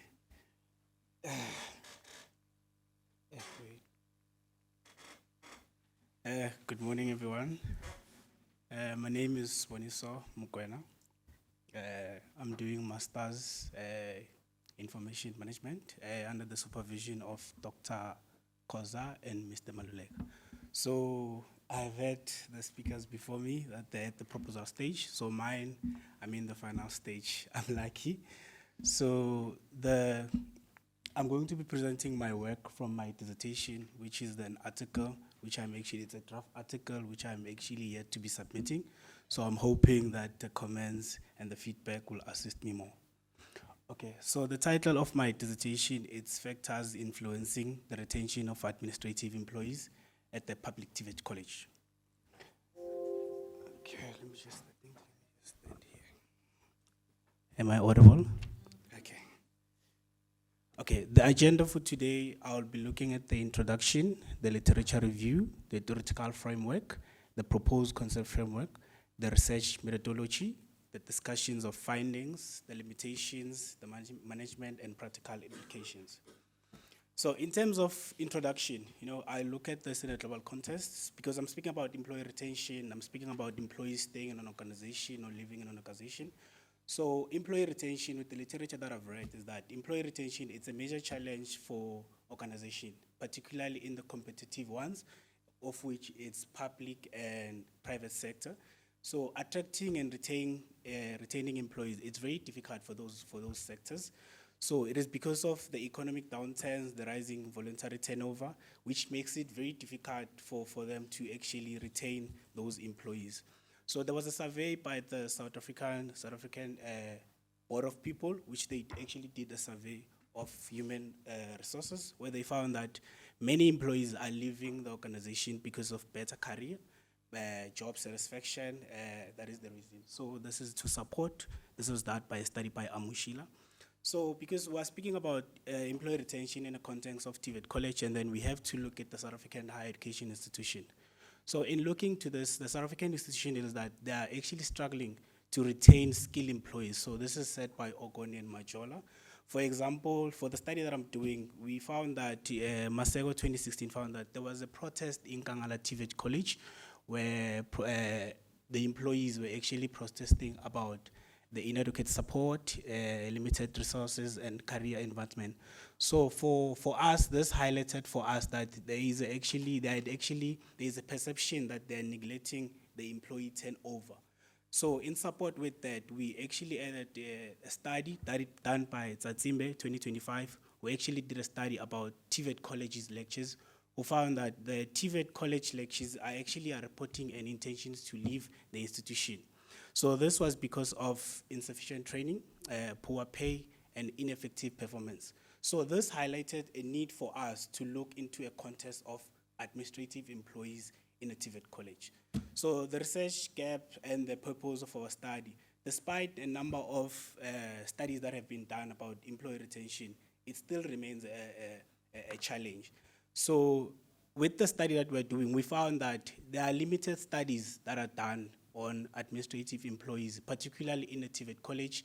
You find that the studies are only done for management, are only done for the lectures. So for us, for our study, the purpose of our study was to investigate the factors that influence the retention of administrative employees at the public TVET college in Mpumalanga, of which we focus, it was Nkangala TVET college. I'm shaking here. You'll bear with me. Sorry. It's the first time doing a presentation. I'm always behind. So in terms of the literature that we've looked, we actually look at the definition, the different kinds of definitions of employee retentions. And then we found that different kinds of authors, they actually define employee retention differently. So some say it's a length of employees, meaning that it's a length of time that the employees are willing to stay with the organization, and others say it's employee commitment. So employees are committing to stay with the organization for a longer period. Some say it's the strategic initiative, which is the strategy that the organization are using to keep employees for a longer period, and others say that it's organizational success. For an organization to actually be successful, they have to keep those employees for a longer period. So in terms of, because we're actually doing a study in the TVET college, so we had to look at this in the TVET college. So we found that employee retention is about actually keeping employees, experienced employees, so that we can actually avoid turnover or avoid employees leaving from resigning or retirement or changing their careers. So others says that employee retention is actually about keeping skilled employees so that they can actually remain in a competitive educational environment. So employee retention, it's very critical. So Netwere and others, so they say that employee retention is very critical for institutional performance, and also it provides quality support for management and staff. So therefore, Umasukuru and de Klerk outlined that colleges need to actually develop an effective retention strategy so that they can actually secure and maintain a talent workforce. So I'll move to the slides for literature, the other one. So we also had to look at the factors because we wanted to investigate the factors that influence employee retention. So with the literature that we read, so we actually tried to summarize because actually there was a lot. So we found that there are different kinds of factors that can influence employees in an organization. So they can actually influence employees to stay or employees to leave. So often, with the literature that we found that it's often viewed through a cost benefit. So when employees actually stay for an organization, it will benefit for the organization. But when employees leave, it will cost the organization. So in terms of that, we found that there are actually factors. So these factors are actually related factors that can actually influence employees' intention to resign, especially when an employee has an alternative or want to leave. They will actually take the opportunity that exists in front of them. So therefore, we need to understand these retention factors because they are very crucial for keeping those talented employees to stay in those organizations. Sorry. Okay. Then we also went to, okay, this is the part, okay. Effective retention strategies should go beyond traditional benefits, and also they need to address the diverse needs across generation, across experience level, and education. So for this study, these are the key factors that we've identified with the literature that we read. We actually identify was job satisfaction, performance appraisal, job security, career development, rewards and recognition. So these are the factors that we actually identify for the study. In terms of the theoretical framework, so the theoretical framework that we are using, it's called Herzberg two-factor theory of motivation. So this is a theory about job satisfaction or job dissatisfaction. So this is a theory for us to understand the influence of employee retention, as it actually presents the perspective of understanding what is the impact of job satisfaction, what is the impact of dissatisfaction. So there are two factors for this theory. There's motivators, which is known as intrinsic factors, and there's also hygiene factors, which is known as intrinsic factors. So the motivators factors, it's a factor that contribute to job satisfaction among employees. So the hygiene factors, this one prevents the dissatisfaction, but it does not activate employees to leave the organization. So applying this theoretical framework in terms of TVET College is that management need to ensure that both these factors are actually present. So they need to ensure that both these factors are present so that they can actually reduce employee turnover. So it is clear that ensuring that by having these factors, present, it can actually prevent the dissatisfaction and can also contribute to retain employees in the TVET College. Thank you. So the proposed conceptual that we actually did for the study is that it was actually grounded in this theoretical framework that I've just presented for you. So it's the theory that actually underpins the study. So when we look at the factors that we've identified, is that the motivational factors, the ones that we actually identify are job satisfaction, career development, recognition, performance appraisal, and the hygiene factors of which is job security.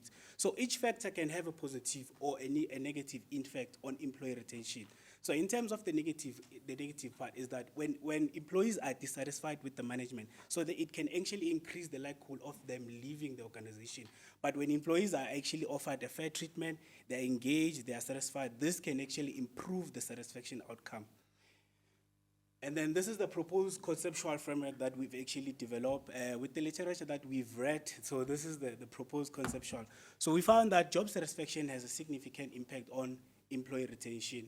That when employees are actually satisfied in their organization, they will stay for a longer period. But when they are not satisfied, they would leave. So we hypothesize that there is a significant relationship between job satisfaction and employee retention. And the second one was performance appraisal.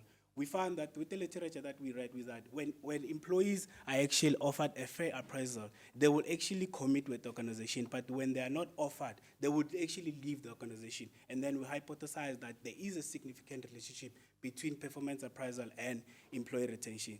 The third one was job security. Job security has a significant impact on employee retention, is that when employees are offered security, they will stay with the organization, but when they're not offered, they will leave the organization. Then we hypothesize that there is a significant impact between job security and employee retention. And in terms of career development as well, we found that there is an impact when employees are actually offered opportunities in an organization. They will stay with the organization, but when they are not offered, they would leave the organization. Therefore, we hypothesize that there is a significant relationship. So with the literature that we've read. And then in terms of the last one, which was rewards and recognition, that there is a significant, is that when employees are motivated, so this can actually increase the likelihood of them. So when employees are actually rewarded, they will stay with the organization, but when they are not rewarded, they would actually leave. So we hypothesize that there is a significant relationship between job satisfaction and employee retention. I think I'm out of time.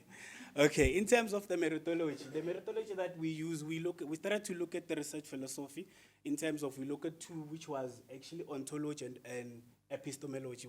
These are the research processes. They actually guide a person to do the study in terms of conceptualizing. So they provide a guideline. So we look at objectivism ontology, which we're actually focusing on a real phenomena, of which was employee retention, which was actually examined by identifying the factors of it. And then in terms of positivist epistemology, is that we actually wanted to measure the factors that influence employee retention by using data-driven methods, of which we wanted to test the relationship between the independent variables and dependent variables.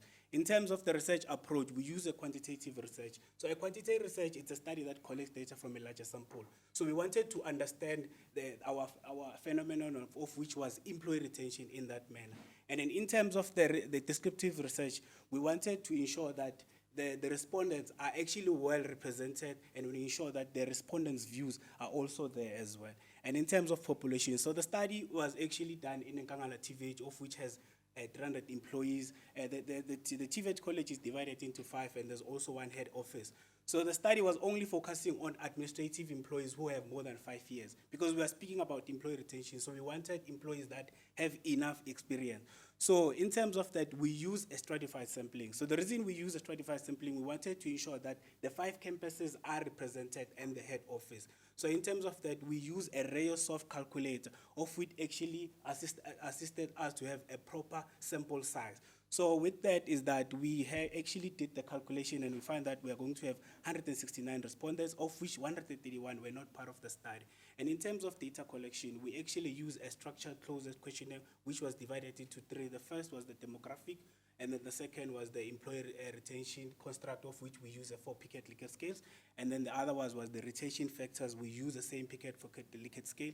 And then in terms of the distribution, the study we actually distributed physically, but because of the low respondents, we decided to use an online approach, of which was assisted by the field worker.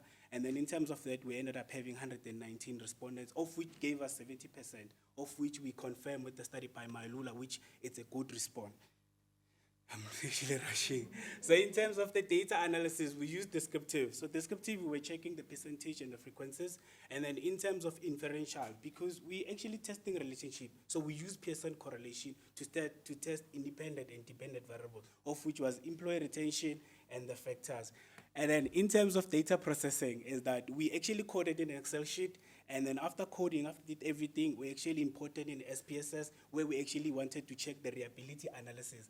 And then when we did that, we find that we used confa alpha to check the reliability analysis, and then we found that it gave us 0.08, which was a strong reliability analysis. And then we therefore, this question actually wants consistency with us. Okay, let me do the slide. Okay, in terms of the ethical consideration is that, okay, let me just move with this part and then just give you the findings. The findings was that a majority were females, and then the larger group was 30 to 39, education, most have a national diploma, work experience of 5 to 10. And then in terms of the other findings, that there was a correlation of 0.05, and the strongest was actually rewards and recognition, and then followed by job security, job satisfaction, career development. In terms of limitation is that the sample size was very small because we're using stratified sampling, so we cannot generalize beyond the institution. In terms of the remuneration policy is that the college actually has their own policy that they follow, so we cannot generalize that. In terms of the research approach, we're using a single approach that actually may have limited us. And in terms of the generalization, the findings may not apply to other TVET college. And in terms of future research, qualitative study could be done so that it can provide actually a richer insight into actually employee retention. And the last one is that the findings actually provide a practical guideline for decision makers in TVET college. So thank you. Thank you. I'm trying to rush. Thank you so much. I hope the questions are we not were bad. looking for the meat to chew, the findings. The I kept saying, findings, get to the yeah. findings. I want to know what is motivating them, I want you to the explain. motivating and hygiene Yes, I didn't have findings. enough But yeah, time. no, you did it. So well done. Thank you so much for that presentation. At least finally we have a presentation that has findings, someone who has actually collected data, interpreted data, analyzed, and gave us findings. With that, colleagues, any question, comment for the gentleman who's doing retention at TVET colleges, administrative employees? Yes, ma'am. I don't have much to say. Thank you. I enjoyed your presentation, and it shows that you own your own study. Thank you. Thank you so much. Thank you so much. Thank you so much. Any other question? Yes. Thank you so much, Mr. Mukwena, for the insightful presentation. I think at this stage, mine is rather a comment. At this stage, you get like a few slides, introduction, methods, quick, and then you dwell on the results, interpretation of the results. That's what we include and we're interested. I think the MC also indicated that, that's the part at this stage of your research. That's where you focus on. The others you could have at least shortened them. Thank you. Any other question? I saw a hand at the back. Good morning, everyone. Thank you for the opportunity. Sir, thank you so much for your presentation. I'm from the health sciences, but I really enjoyed what you were saying there. I just have one question, especially regarding the 5 years experience that you said you wanted. And the reason for that is, I think, I'm assuming that your descriptive statistics will show, your numbers, the age specifically, is from 30 to 39 years. I'm going to be 30 in a month. I've been working for almost 10 years now, but I've never stayed in a job for longer than 2 years. But I've worked for 10 years. So then would you say, with that 2 years, wouldn't you say that, in a way, there's some sampling bias in your sampling? Especially when you're looking at it from a perspective that, yes, someone has been working, but they move around a lot. So that person has been working for 5 years. Do you mean you wanted them to have been in the TVET for 5 years, that particular Nkangala one? Or could they have been in Pretoria West TVET, for example, or another TVET in the 5 years they've been to 3 TVET colleges? Okay, thank you so much for the question. I think when we actually did the questionnaires, we actually started from the age group, started from 21 to 29. So being in 35, you actually had your portion there. So we did not just start to 30 to 35. So in terms of staying there, so the reason why we started actually at 2021, we want, obviously, you find that as an administrative, when I look at this, I was doing a study about administrative, of which that as an administrative, you can, at TVET College, is that when you're having a grade 12, you can start to be in admin. So when I look at that, is that in terms of how I had to develop the questionnaire, I had to start at that age. So in terms of, I'm not sure if I'm answering you.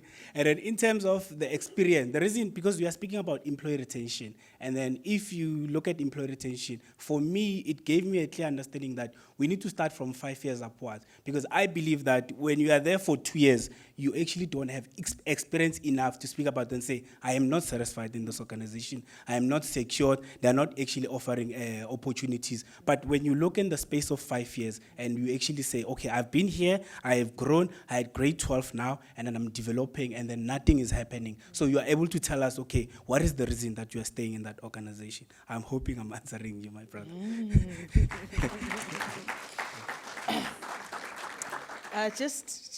We have one last question.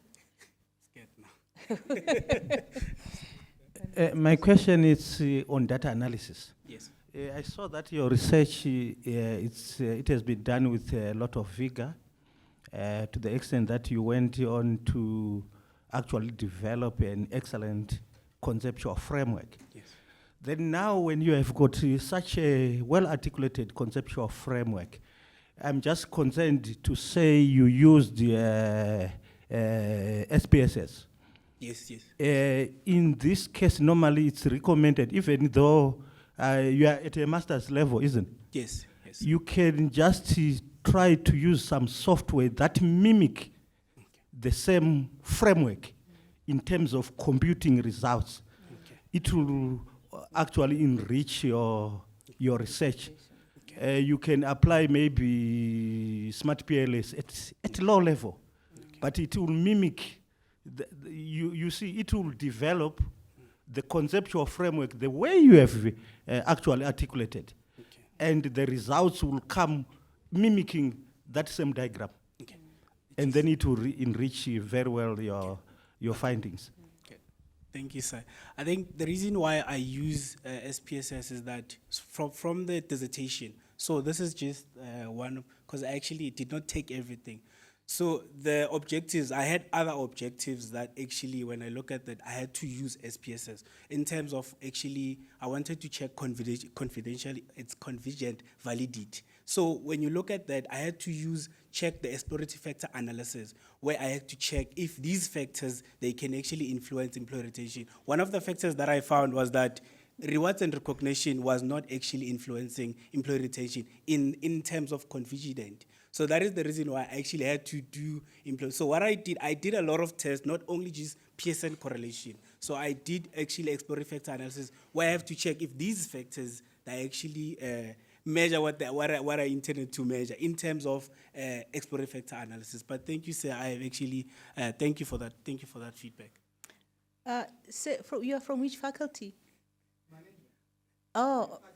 Oh, thank you. Thank you so much. We really appreciate some of the insightful comments that you're making to our students. We really appreciate that. I don't know if an MC is allowed to ask questions. You can. You can. I'm just like, I'm burning with questions. I'm like, I don't know if I'm going above what I was asked to do. But I wanted to ask, which factors were more prevalent, the motivator factor or hygiene factor? Were you able to separate the two? Which one was more prevalent? In terms of that, I did not, with the advice with supervisors, I said, no, you're at master's level, just don't do, yes, so I actually did not do that, yes. It would be great to separate one to see which one are more prevalent, hygiene or motivator. Yes. Lastly, this is an article that you're planning to submit to a journal, right? Yes, I've actually submitted it, and then it's still under review, but when I submitted, actually there was Symposium this side.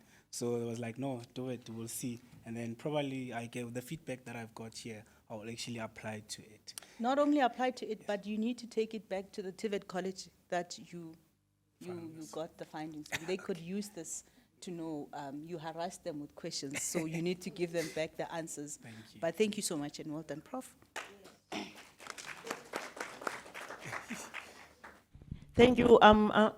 I thought it was already published. No. That's why I didn't say much. No, But I do agree with my colleague there at the back to say that perhaps you could have used other forms instead of like smart PLS, which is your structural equation modeling. But when you were explaining, you did mention some components of structural equation modeling, the convergent validity, which you did. Perhaps now go back to your work. I'm sure it is there. And I'm sure now, because you presented only the Pearson correlation scores, I'm not sure about your reviewers. Perhaps they will bring you a comment that you should have used what the professor, such vigorous statistics. Then you go back to those convergent validity, and they will show the results of the structural equation. Include that. This is a very excellent work. I think it needs to be out there. It needs to be known. People try to retain their stuff, but they don't know how. So perhaps you can just look at that now. Thank you. Thank you, Prof. Thank you. I'm in trouble. Dr. Makaleng says we are not doing well with time. I think we're just excited to finally see a study that is complete, with findings and recommendations and everything. But sorry, Dr. Makaleng, we are down to the last presenter, Kunwane. I'm not sure if you're here. Yes, he is. Let's just give him a warm welcome.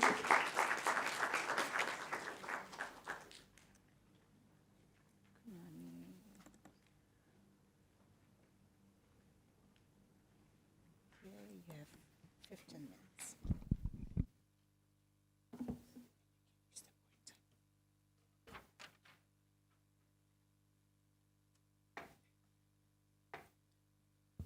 Okay, good day, everyone.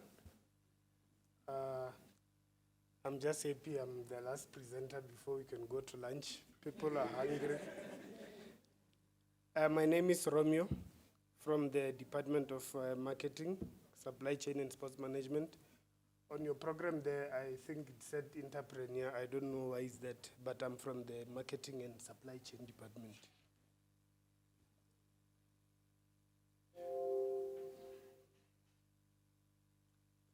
So my study is about examining the relationship between consumer characteristics, spaza shop features, and the choice of spaza shop in an informal settlement at Ridgeville.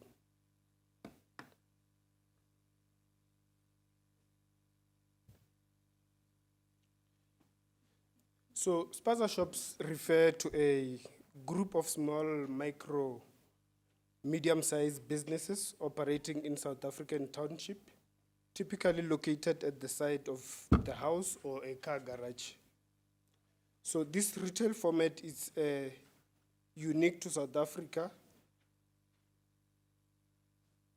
selling necessities like basic commodities such as sugar, milk, cigarettes, and other necessities at a low price. So the term spaza shop, which translates to a hidden shops that gained popularity in the apartheid era, back in before 1994. So these shops play a crucial role in supplying the basic necessities to black populations in rural areas and informal settlement. So they form part of an informal retail sector in South Africa and significantly contribute to the socio-economic growth. So consumers usually don't have a guarantee about the purchase they make, and because this is in the unregulated market economy, so they are thus exposed to risk of having no legal backing. So therefore, it makes it important for us to choose the correct spaza shop to purchase from. However, the fourth industrial revolution has emerged, embracing technology, changing the way consumers behave and seek information. And if we speak of technology these days, technology do us wonders. Because with technology, consumers can easily find information on products that are sold at a lower price. So it makes it important for retailers to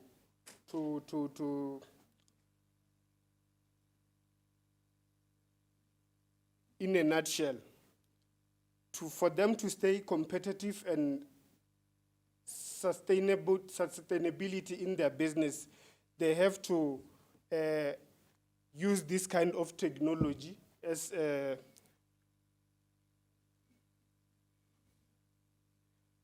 more gets achieved when people use technology.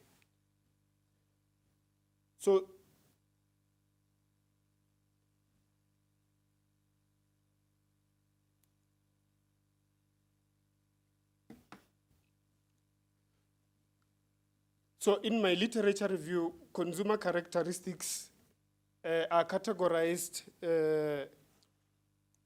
based on different characteristics such as demographic, psychographic, and behavior.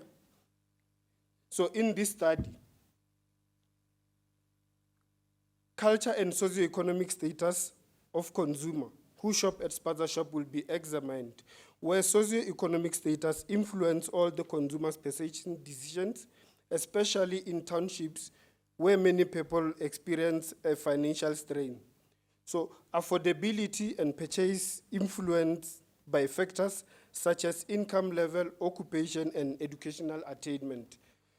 So researchers have argued or found out that income level, occupation, and level of education are interchangeably linked to each other, because consumers with higher income may prioritize quality over branded goods, or they may prioritize quantity or branded goods over cheaper options due to more discretionary spending, whereas consumers with lower income may be more price sensitive and opt for buying cheaper products.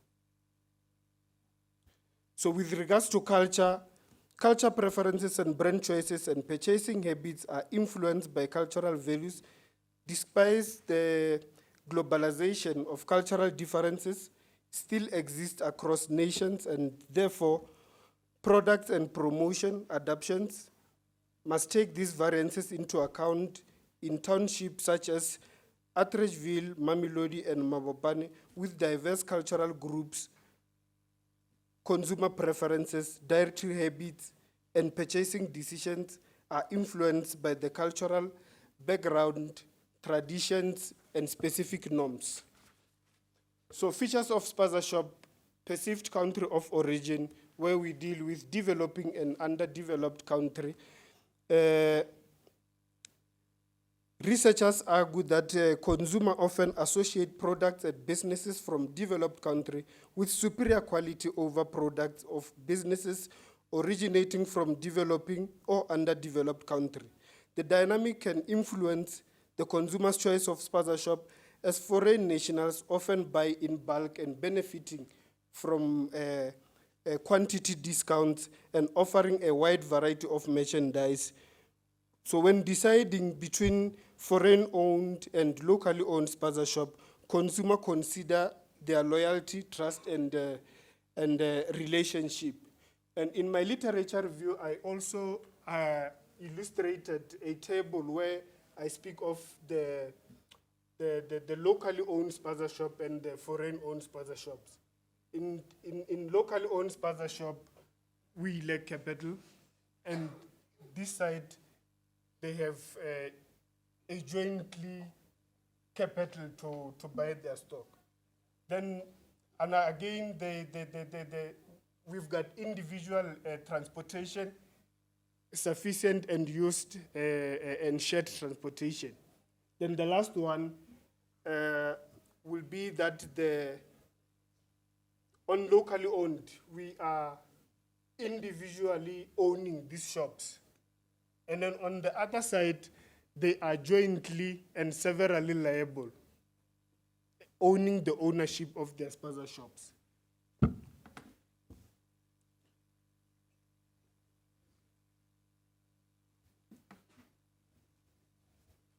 Be that as it may, research problem state that past studies primarily focused on factors influencing consumer choice in the formal retail sector. Like, for instance, Maisela investigated consumers' perception of immigrant shopkeepers. The study was done in Johannesburg Township of Alexandra. And Lamb also explored the success of foreign-owned spaza shop in South African township using exploratory research design. However, none of them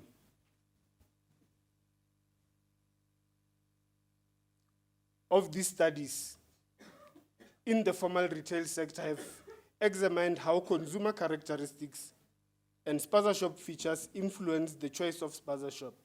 The proposed study aims to overcome this research gap by examining the relationship between consumer characteristics, spaza shop features, and choice of spaza shop in an informal settlement at Ridgeville. So the research aim and objectives, the primary is to examine the relationship between consumer characteristics, spaza shop features, and choice of spaza shop.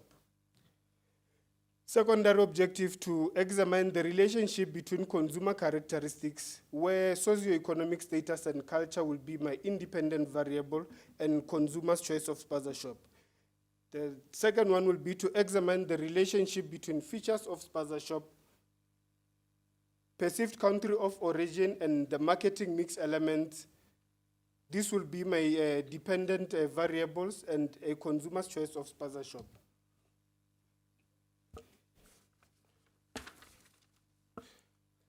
Quantitative research is chosen in this research because it allows the researcher to collect data from a large number of consumers, 400 respondents to be precise, and also present the results numerically, where they will use interview administered survey, whereby trained field workers will interview consumers face-to-face using a semi-structured survey in a public area of Siyatlala, Brazzaville, and Pumulong, close to the spaza shop in the informal settlement of Atteridgeville.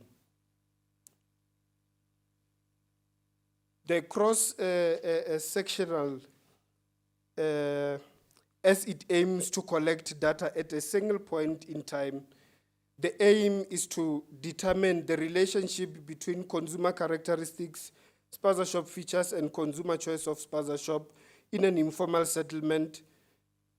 Atteridgeville, to be specific, because that will be our area of interest, including Siyatlala, Pumulong, and Brazzaville.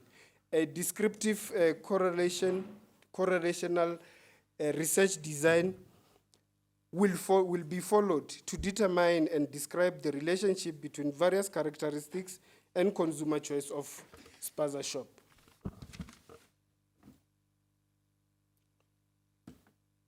So Atteridgeville was selected because it is one of the most populated townships in South Africa, with more than 5 informal settlements surrounding it. This area has a lot of locally owned spaza shop in the township. That makes it easy to compare and trace the dynamics, developments, and the trends in the spaza shop industry. So the population there is approximately 200,000 individuals living in there, and the sample will be 18 years and older who bought groceries item from spaza shop located in the formal settlement within the 3 months preceding data collection. 400 respondents to allow the statistical test to be conducted and provide significant results, and a non-probability sampling techniques will also in question. Do not, non-probability convenient sampling and questionnaires that do not meet the requirements for further analysis will be excluded unless one of the section from the questionnaire is still valid, in which case only the inappropriate section will be discarded. As previously mentioned, interview administered survey will be used by field workers, semi-structured survey in public areas.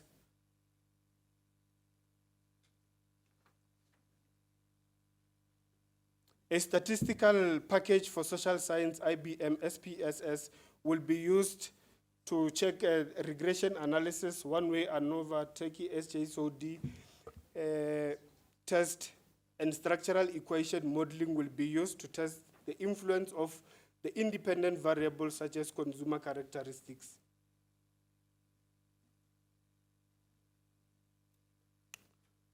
So these ones that are below 18 years will not be included in this study.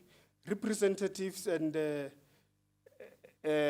others that are limited to geographic concentration will not be included.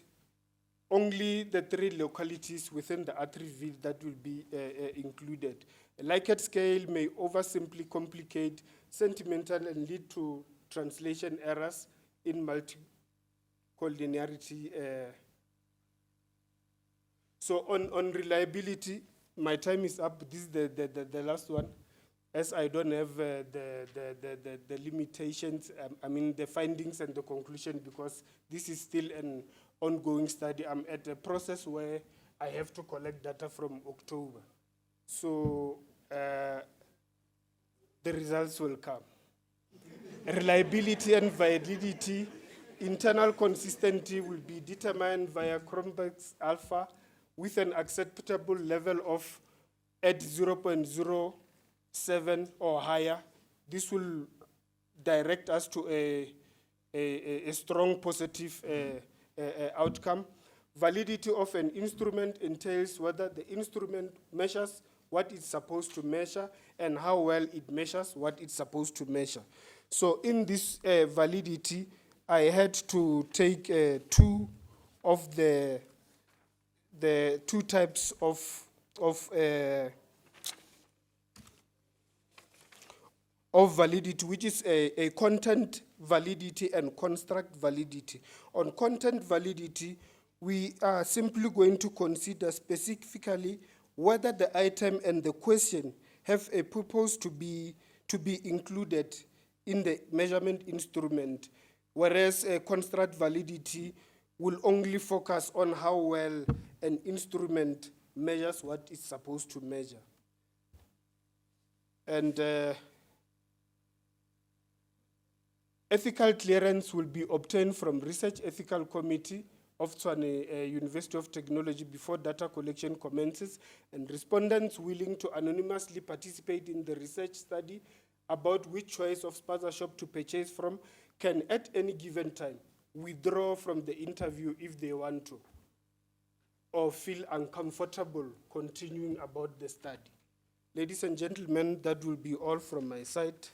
I wish I had more time so that we can discuss more about these spaza shops, because everywhere we go, we see these spaza shops in every corner of the road that we go.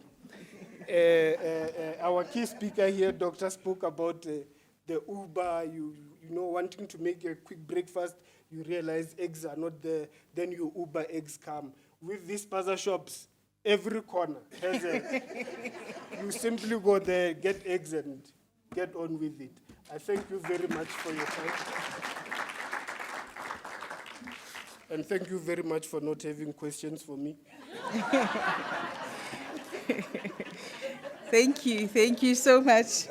Kunwane, for that insightful presentation. I love topics that focuses on marginalized members of society, you know, particularly those that are located in rural areas and townships. And this is a very important study, I must say, on a very serious note. And so thank you so much for that presentation. I will then leave it to our distinguished panel members. The results will come. You heard right. The results are coming, so be patient.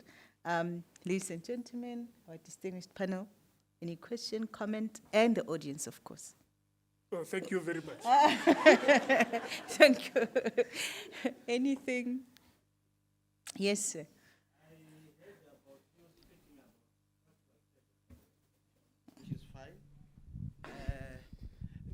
And my understanding is you are trying to analyze two groups. Is that so? Foreign and local?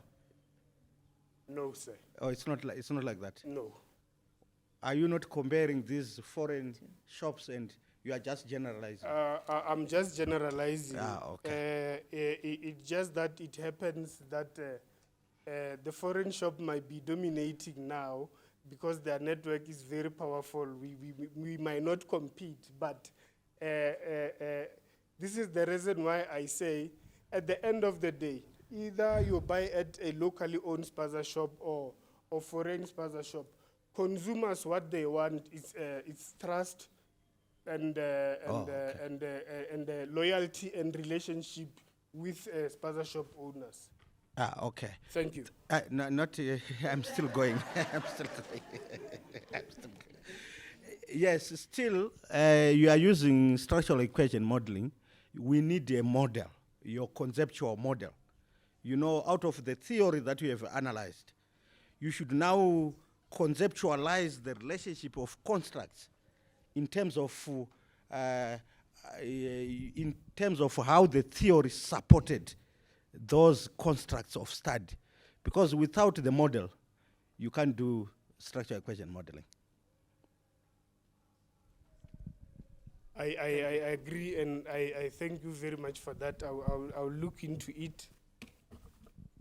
But thank you very much for that, sir. Thank you for that advice and comment. Any other question? We will not leave for lunch until we have one or two comments or questions. Yes.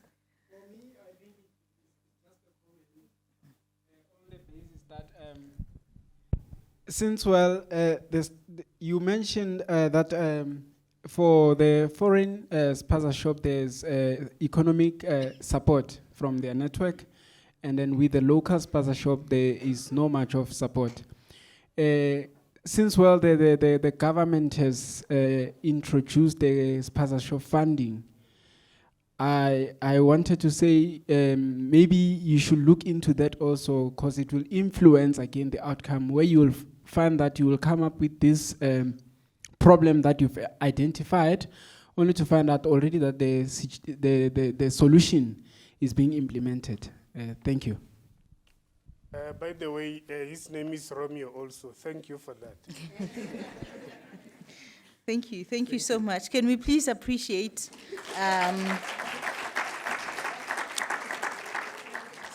our last presenter?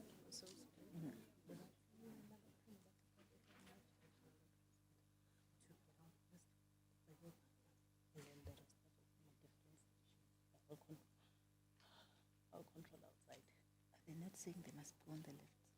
And then others on the right. Okay. We have concluded the first part of the oral presentation. On a very serious note, I just really want us to give a big round of applause to all the presenters. I mean, I am so impressed.